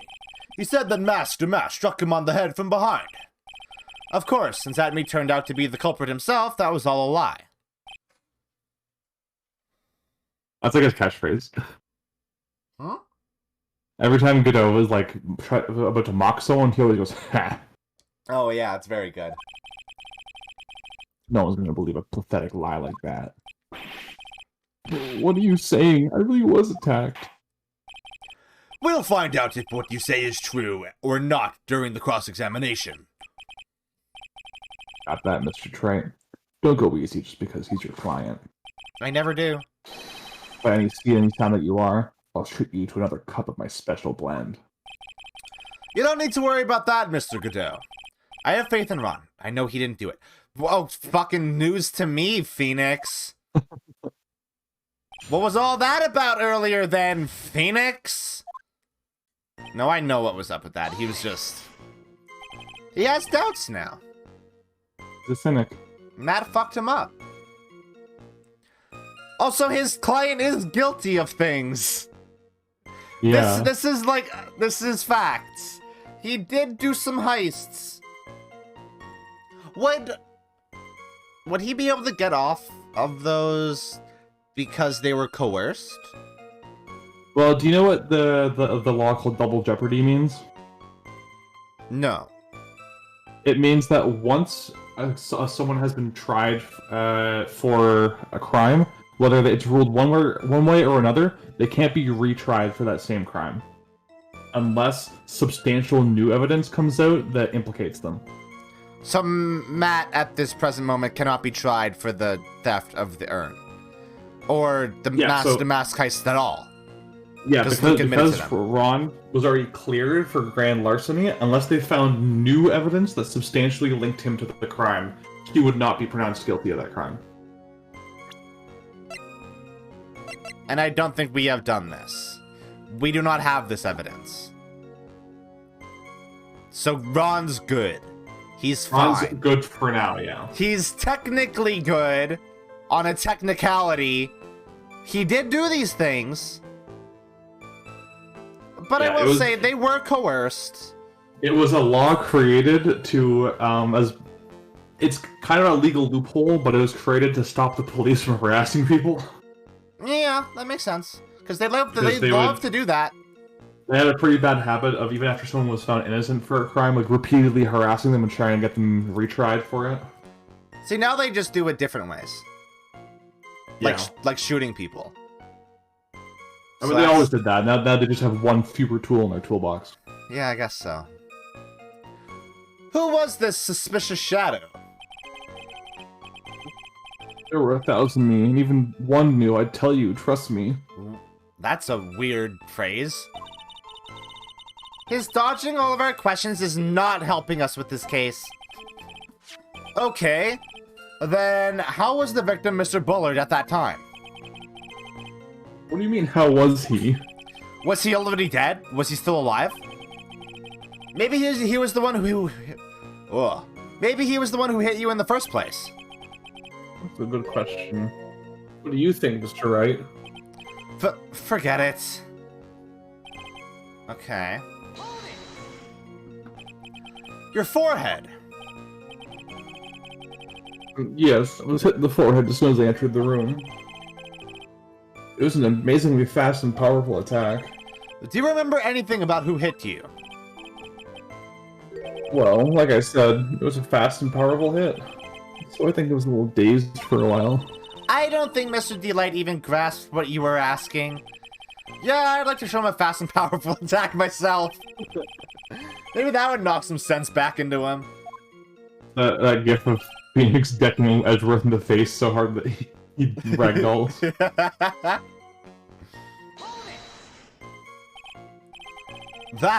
Could you please clarify what you are referring to? Why? My mask-to-mask costume, of course. Why were you wearing that? Wait just a moment. Mask to mask. Huh? Oh, did I forget to mention it before? To be on the safe side, I dress as mask to mask.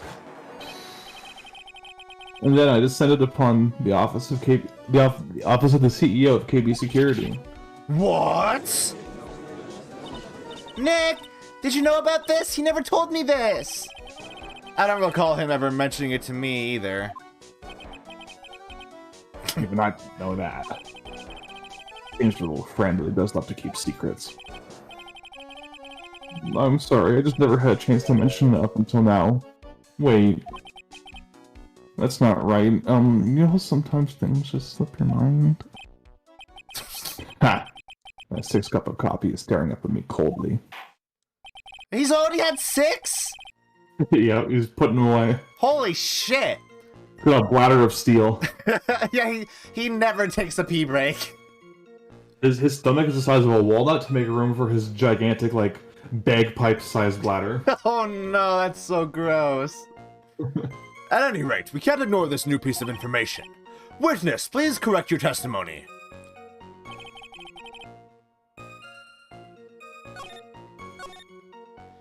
Okay, we're going to press that. Why were you dressed up as Mask to Mask? Why? Because I'm mask to mask, of course. What are you talking about? Master Mask's trial is being held next door. Yeah, I guess so. Anyway, at that time, I thought if I was being blackmailed over the mask-to-mask issue, so I thought I should go as him just to be safe. Oh boy. Let me tell you, it's a real pain to move around with that cape. That's why it took a lot longer than expected. Took a lot longer? What is he talking about? What do you mean by it took a lot longer? Oh, opening the safe, of course. Huh? My cape got caught in the safe door, you see. That's what happened when I was hiding Mr. Bullard's body. What was that? Back up a second. Yes. You were the one that hid the body in the safe? Well, yeah. Inconceivable! Why? Just... why? What reason could you have had? What were you thinking? Question. When does someone toss their dirty shorts in the washing machine? What? The answer is simple. When they take them off. Uh-huh. As usual, I have no idea what you're saying. Do you mean that Mr. Delight hid the body because he's the murderer? Why did I say that with my normal voice? Ah, so you're not as stupid as you look. His metaphor this time was really obscure. Mr. Wright, you don't mean. He's such a weirdo. Mr. Godot is so weird. He's that first-year philosophy student who thinks he's really deep. Yeah. That you knew about this whole safe business, do you? Well, yes. Why am I the only one here, not in the loop here? Witness, make sure you add this to the testimony. Yes, sir. Uh-oh. Looks like a storm front is moving in over the fair weather judge. It took about 10 minutes.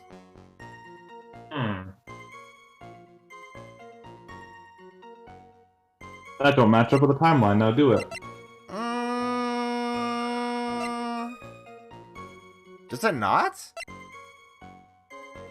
It could. It very easily could. He died at 1 a.m. The button was pushed at 1:00. Oh, wait. Oh, wait.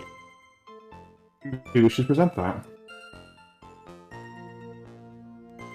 What, the buzzer record? Yeah. I don't see how it's relevant here. Because if it took him 10 minutes after 1 a.m., then surely he would have ran if the buzzer went off, right? But okay, so you're telling me that this is the answer, but so my brain is going like, my brain doesn't think that makes sense because he died at 1 a.m., right? At the same time that Ron was knocked out. Wait, what? And the button is definitely pressed at 1:02 a.m. And so, okay. The times of death are not estimates. Yeah, this is a certainty. He died at 1 a.m. He died at 1 a.m. Yeah. So the button being pressed at 1:02 is weird. Yeah. So if at 1:02 it was only Ron and Bullard's body in the office, then who pressed that button? Yeah. I can't tell. I was like, does Luke wear gloves? I think he does. He does, yeah. Oh yeah, and there's no fingerprints on it, so it wouldn't have even been Bullard that did it. Yeah, and you know who else wears gloves? Ron? Master Mouse. Master Mouse. Yeah, we have that. Yeah. Yeah. Okay. So here's the thing. This is confusing me because I'm thinking about it in the, not in the immediate, but in like the bigger picture, and I'm like, I'm trying at the same time that I'm trying to like reconcile that it's the piece of evidence that I should be presenting. I'm like, what happened? So like half of my brain power is like diverted between two different things. That's fair. I remember getting stumped at that part for a while, so I just wanted to give you a nudge to make sure we can finish this case tonight. Yeah, because that's definitely not an obvious thing to present there, right? Mm-hmm. Like that doesn't. I can't even remember what he said. My brain is mush. Your Honor, could you please take a look at this record? And what might this be? I think from now on, I'm gonna have to stop theorizing in the investigation and just do it in the trial because I'm using too much brain power in the investigations. The record for the emergency buzzer that connects the CEO's office to security. If the button in the office is pressed, the security team is supposed to come running. And according to this record, the buzzer was pushed once at 1:02 a.m. What? If Mr. Ron Light truly was the murderer, he would have ran as soon as that buzzer sounded. After all, a security guard would have been heading his way. Let's remember who we're dealing with here. You probably had no idea there were security personnel in the building. He worked there! Up until 1 year ago, my client was working as the chief of security. There's no way he wouldn't have known about them. But, as it turns out, the guard never came. That was nothing more than a coincidence. The fact that the guard was a pathetic loser who had just gotten punched in the face by his ex's new boyfriend and wasn't anywhere in the vicinity was not something Mr. Light could have known. Drag him. Fucking drag him in public. Make that public record, Phoenix. Again, remember who we're dealing with here. It's a sure bet that Mr. Delight didn't even notice the buzzer going off. They're actually going head to head, huh? They sure are. This buzzer is extremely loud. There's no way he could have ignored something like that. If he had been conscious, that is. Conscious? What do you mean by that? Ugh.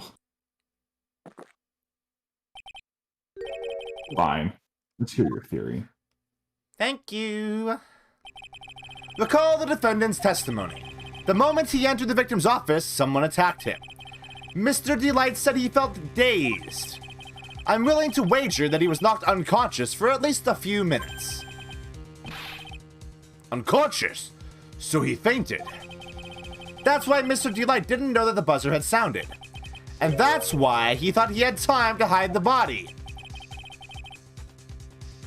So, what are you trying to say? Yeah, who does keep giving Godot coffee?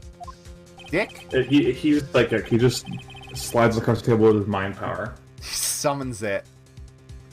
Mr. Delight was knocked out and the buzzers went off soon afterwards.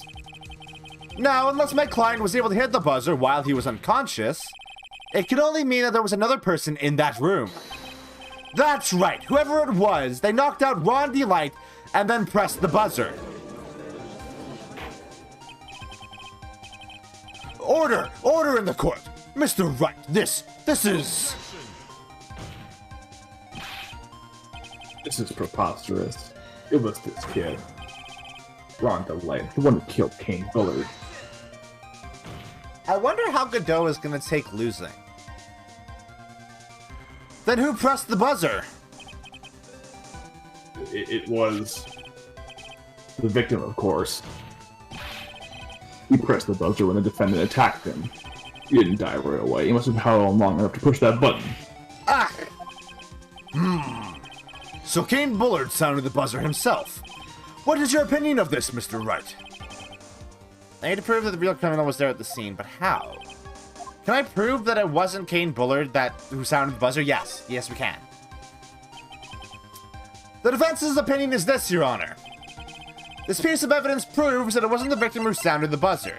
Should I do the record? Or the I'd fingerprint? say the buzzer itself. The buzzer itself? Because I was like, it could be the autopsy, the buzzer, or the record. I believe this is the piece of incontrovertible evidence you were looking for. The emergency buzzer. Is there some kind of clue on it? Absolutely not. Okay, come on now. At least give some thought to what you say before opening your mouth. The fact that there are absolutely no clues is itself the clue. Now I'm the one who's clueless, as always. This button has no fingerprints on it. If Mr. Bullard had really pressed it himself, naturally he would have left his fingerprints behind. Ha-ha!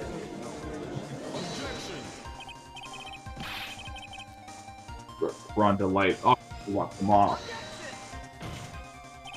Why would he? A guard could have come in at any moment. He touched that button. I know he did. The defendant, Mr. Delight, was dressed as Mask to Mask. And Mask to Mask always wears gloves. What reason could he possibly have had to wipe the button for your fingerprints? Get wrecked! Order! Order! Order! Scene. I've been forced to eat crow. I wonder what blend number crow flavored coffee is. However, if the real killer was there at the scene, why would that person press the emergency buzzer? Yeah. Oh, so they'd find Ron. They wanted to frame him for the murder. Wait. Okay, I'm still confused. Sure did they have run away without putting themselves in extra danger?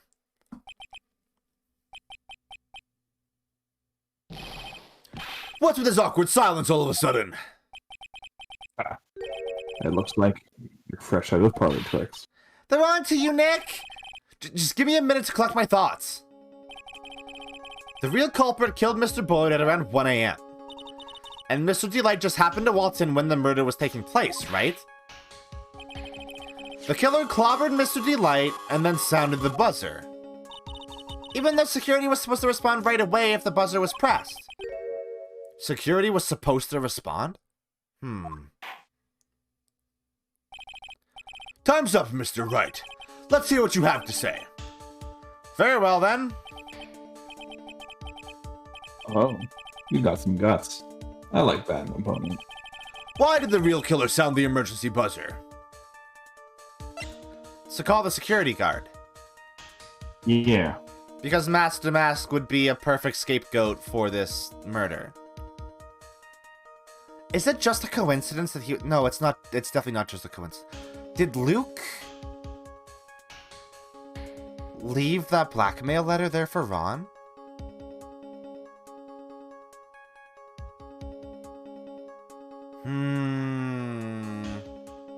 Big thinky. Yeah. The killer knew that if they pressed that button, a guard would come running. And that was exactly what they wanted. Do you mean to say the killer called the guard on purpose? Yes, although as it turned out, he never showed up. Because he was getting his clock cleaned at the time. Ah, what a touching story. You're saying the killer had a change of heart and called the guard to turn himself in. No.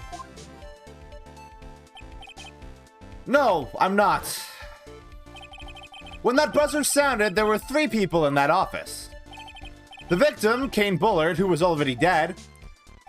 The defendant, Ron Delight, who was out cold. And the 3rd person, who we could never possibly know who that is. Hypothetically, yes. Now then, in this situation, if the real killer made an escape, what would happen? The only ones left in the room would be the victim and Ron Delight. And if any security guards came running in at that time, they would think that I was the murderer. Yes, that was precisely the real killer's objective. To frame Ron Delight for the murder.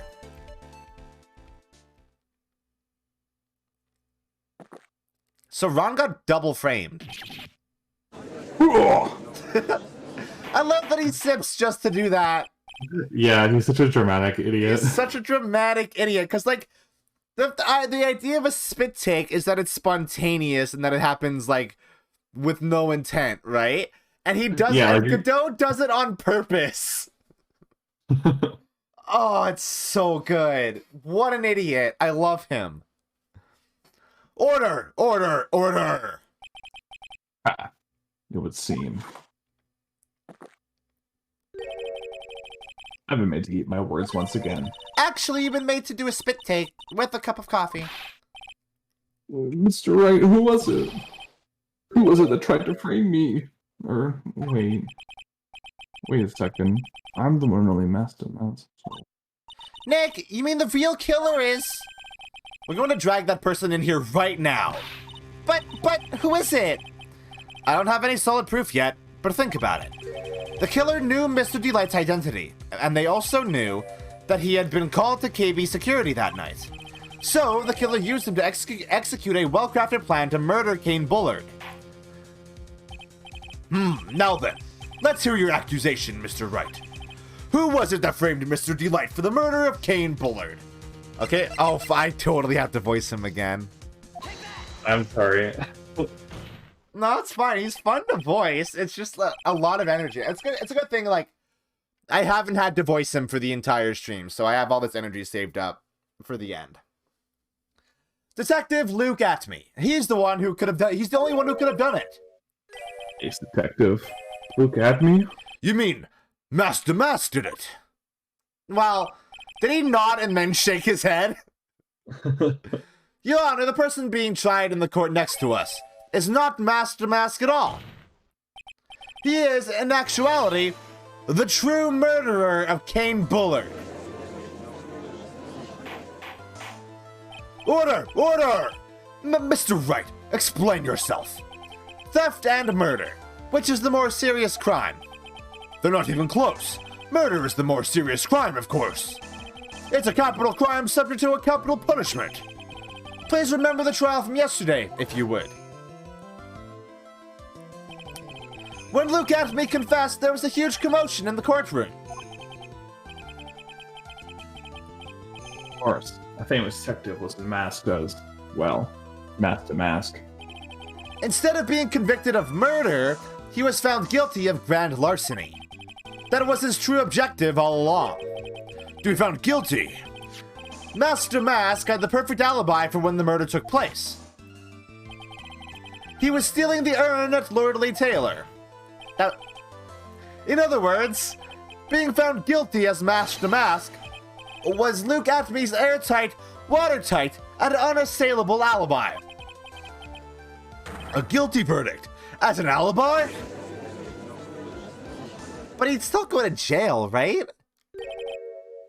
Yeah, but grand larceny has a maximum sentence of 10 years, and on average, you only get like 2 years for it. And that is better than being executed either way. Yeah.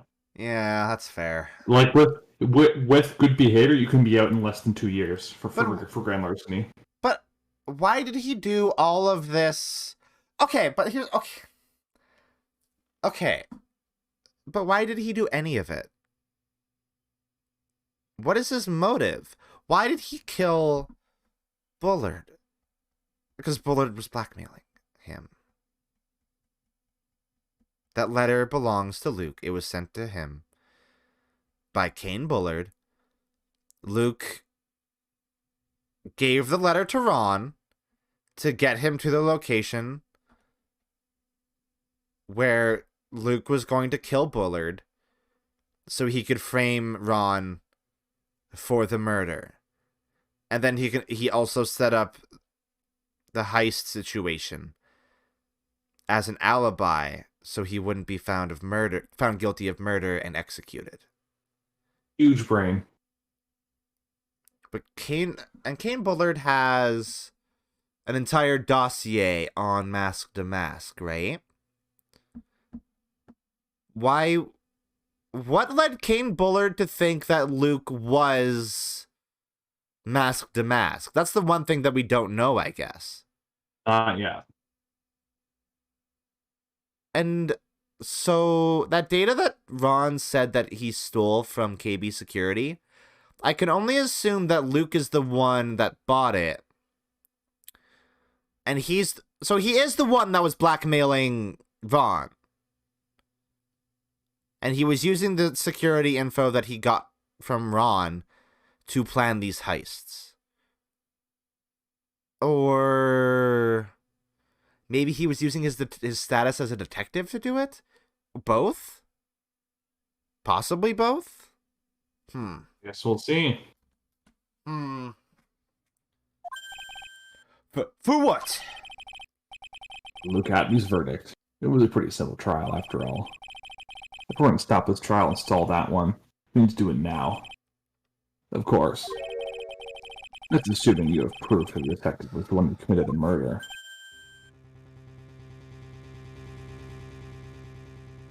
The letter?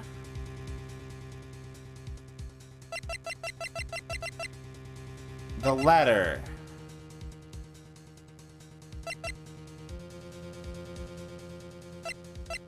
Probably the letter. It would have to be. I don't have anything else. Mr. Luka Étoile's trial has indeed attracted the attention of the entire country. If we were to intrude and fail to provide adequate proof of his true crime, Mr. Delight would be left with no grounds for appeal. Am I really sure about this? That's something good when your life's the ante. Mr. Wright, I believe in you. Mr. Delight? So please, I'm begging you. Thanks, but my decision will determine the rest of your life. Can I really risk your life like this? Do you not do that all the fucking time? 8x. Hi, Mia. You're Well- gay, lol. Gay, homosexual, gay. What was that?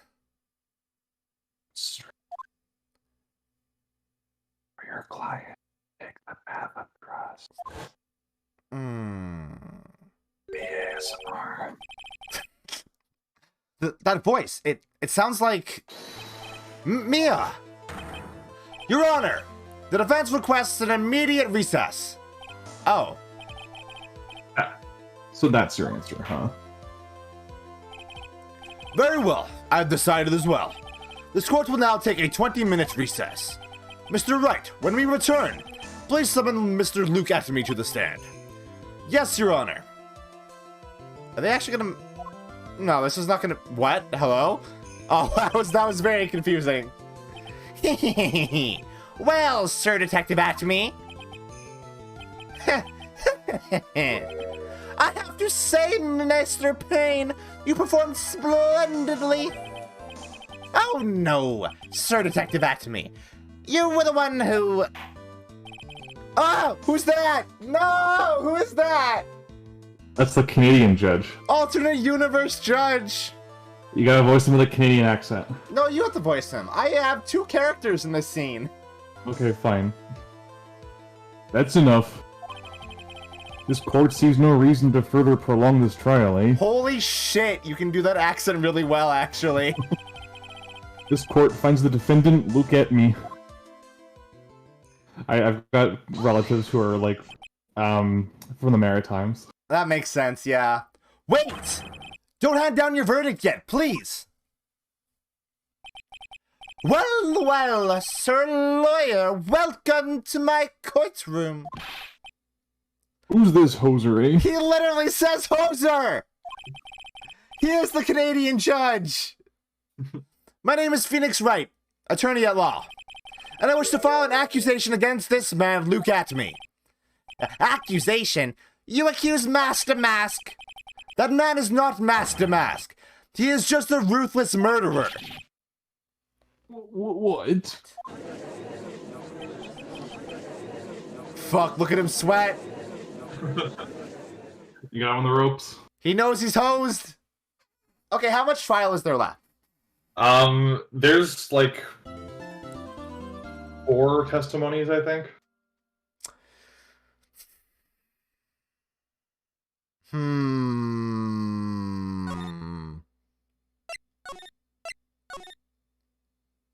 You know, I should probably actually end the stream. Because my dad started working, again, he has to wake up at like 5 a.m. So I should probably not do an extended long stream. So we will finish this on Wednesday. I'm going to have to think about this case for the next 24 hours. Not even, like 48. 2 days. I'm gonna have a lot of time to actually figure out exactly what's going on. Also, who Godot is. The mechanics of this case. Also, who Godot is, because you didn't say no when I asked if I would know who it is. So I get to hypothesize on that as well. Who could it be? Okay, I can't get caught up thinking about that right now. Thank you, Mina, for joining me today. It was my pleasure, as always. It's always very good. Tomorrow on the stream, we're gonna maybe wrap up L.A. Noire. I think we have like four or 5 cases left in arson. So we might finish it tomorrow. I don't know. We might have to wrap it up on Thursday. And then move on to the next game that we're playing, which will be Nier Replicant. Even though I said that we were gonna do Kingdom Hearts, we're doing Nier Replicant actually, because that's my An upgrade. That's my Kingdom Hearts. Do you ever think about how Nier is literally just Kingdom Hearts? But way better. It's like shades or shadows, replicants are nobodies. Because Goofy's not there. Goofy's not there. Yeah, Goofy's not there to commit tax evasion and murder. Did you know that? Goofy committed murder. No, Goofy's a superhero. Did you know that? What? Goofy's a superhero. I thought he was a dog. No, there's a comic where Goofy is a superhero after he eats like peanuts or something. Oh, well, that would kill me. That is the opposite of him. I guess dogs are the opposite of people, so that makes sense. Near Replicant is Kingdom Hearts. Goofy is there.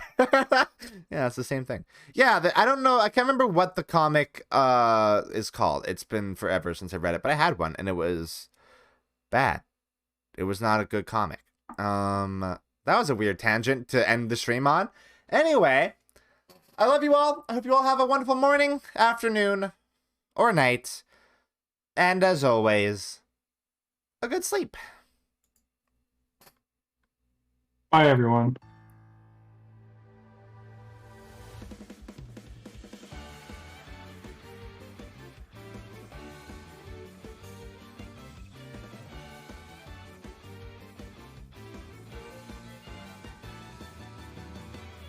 Teacups that are flying on maps mystifying.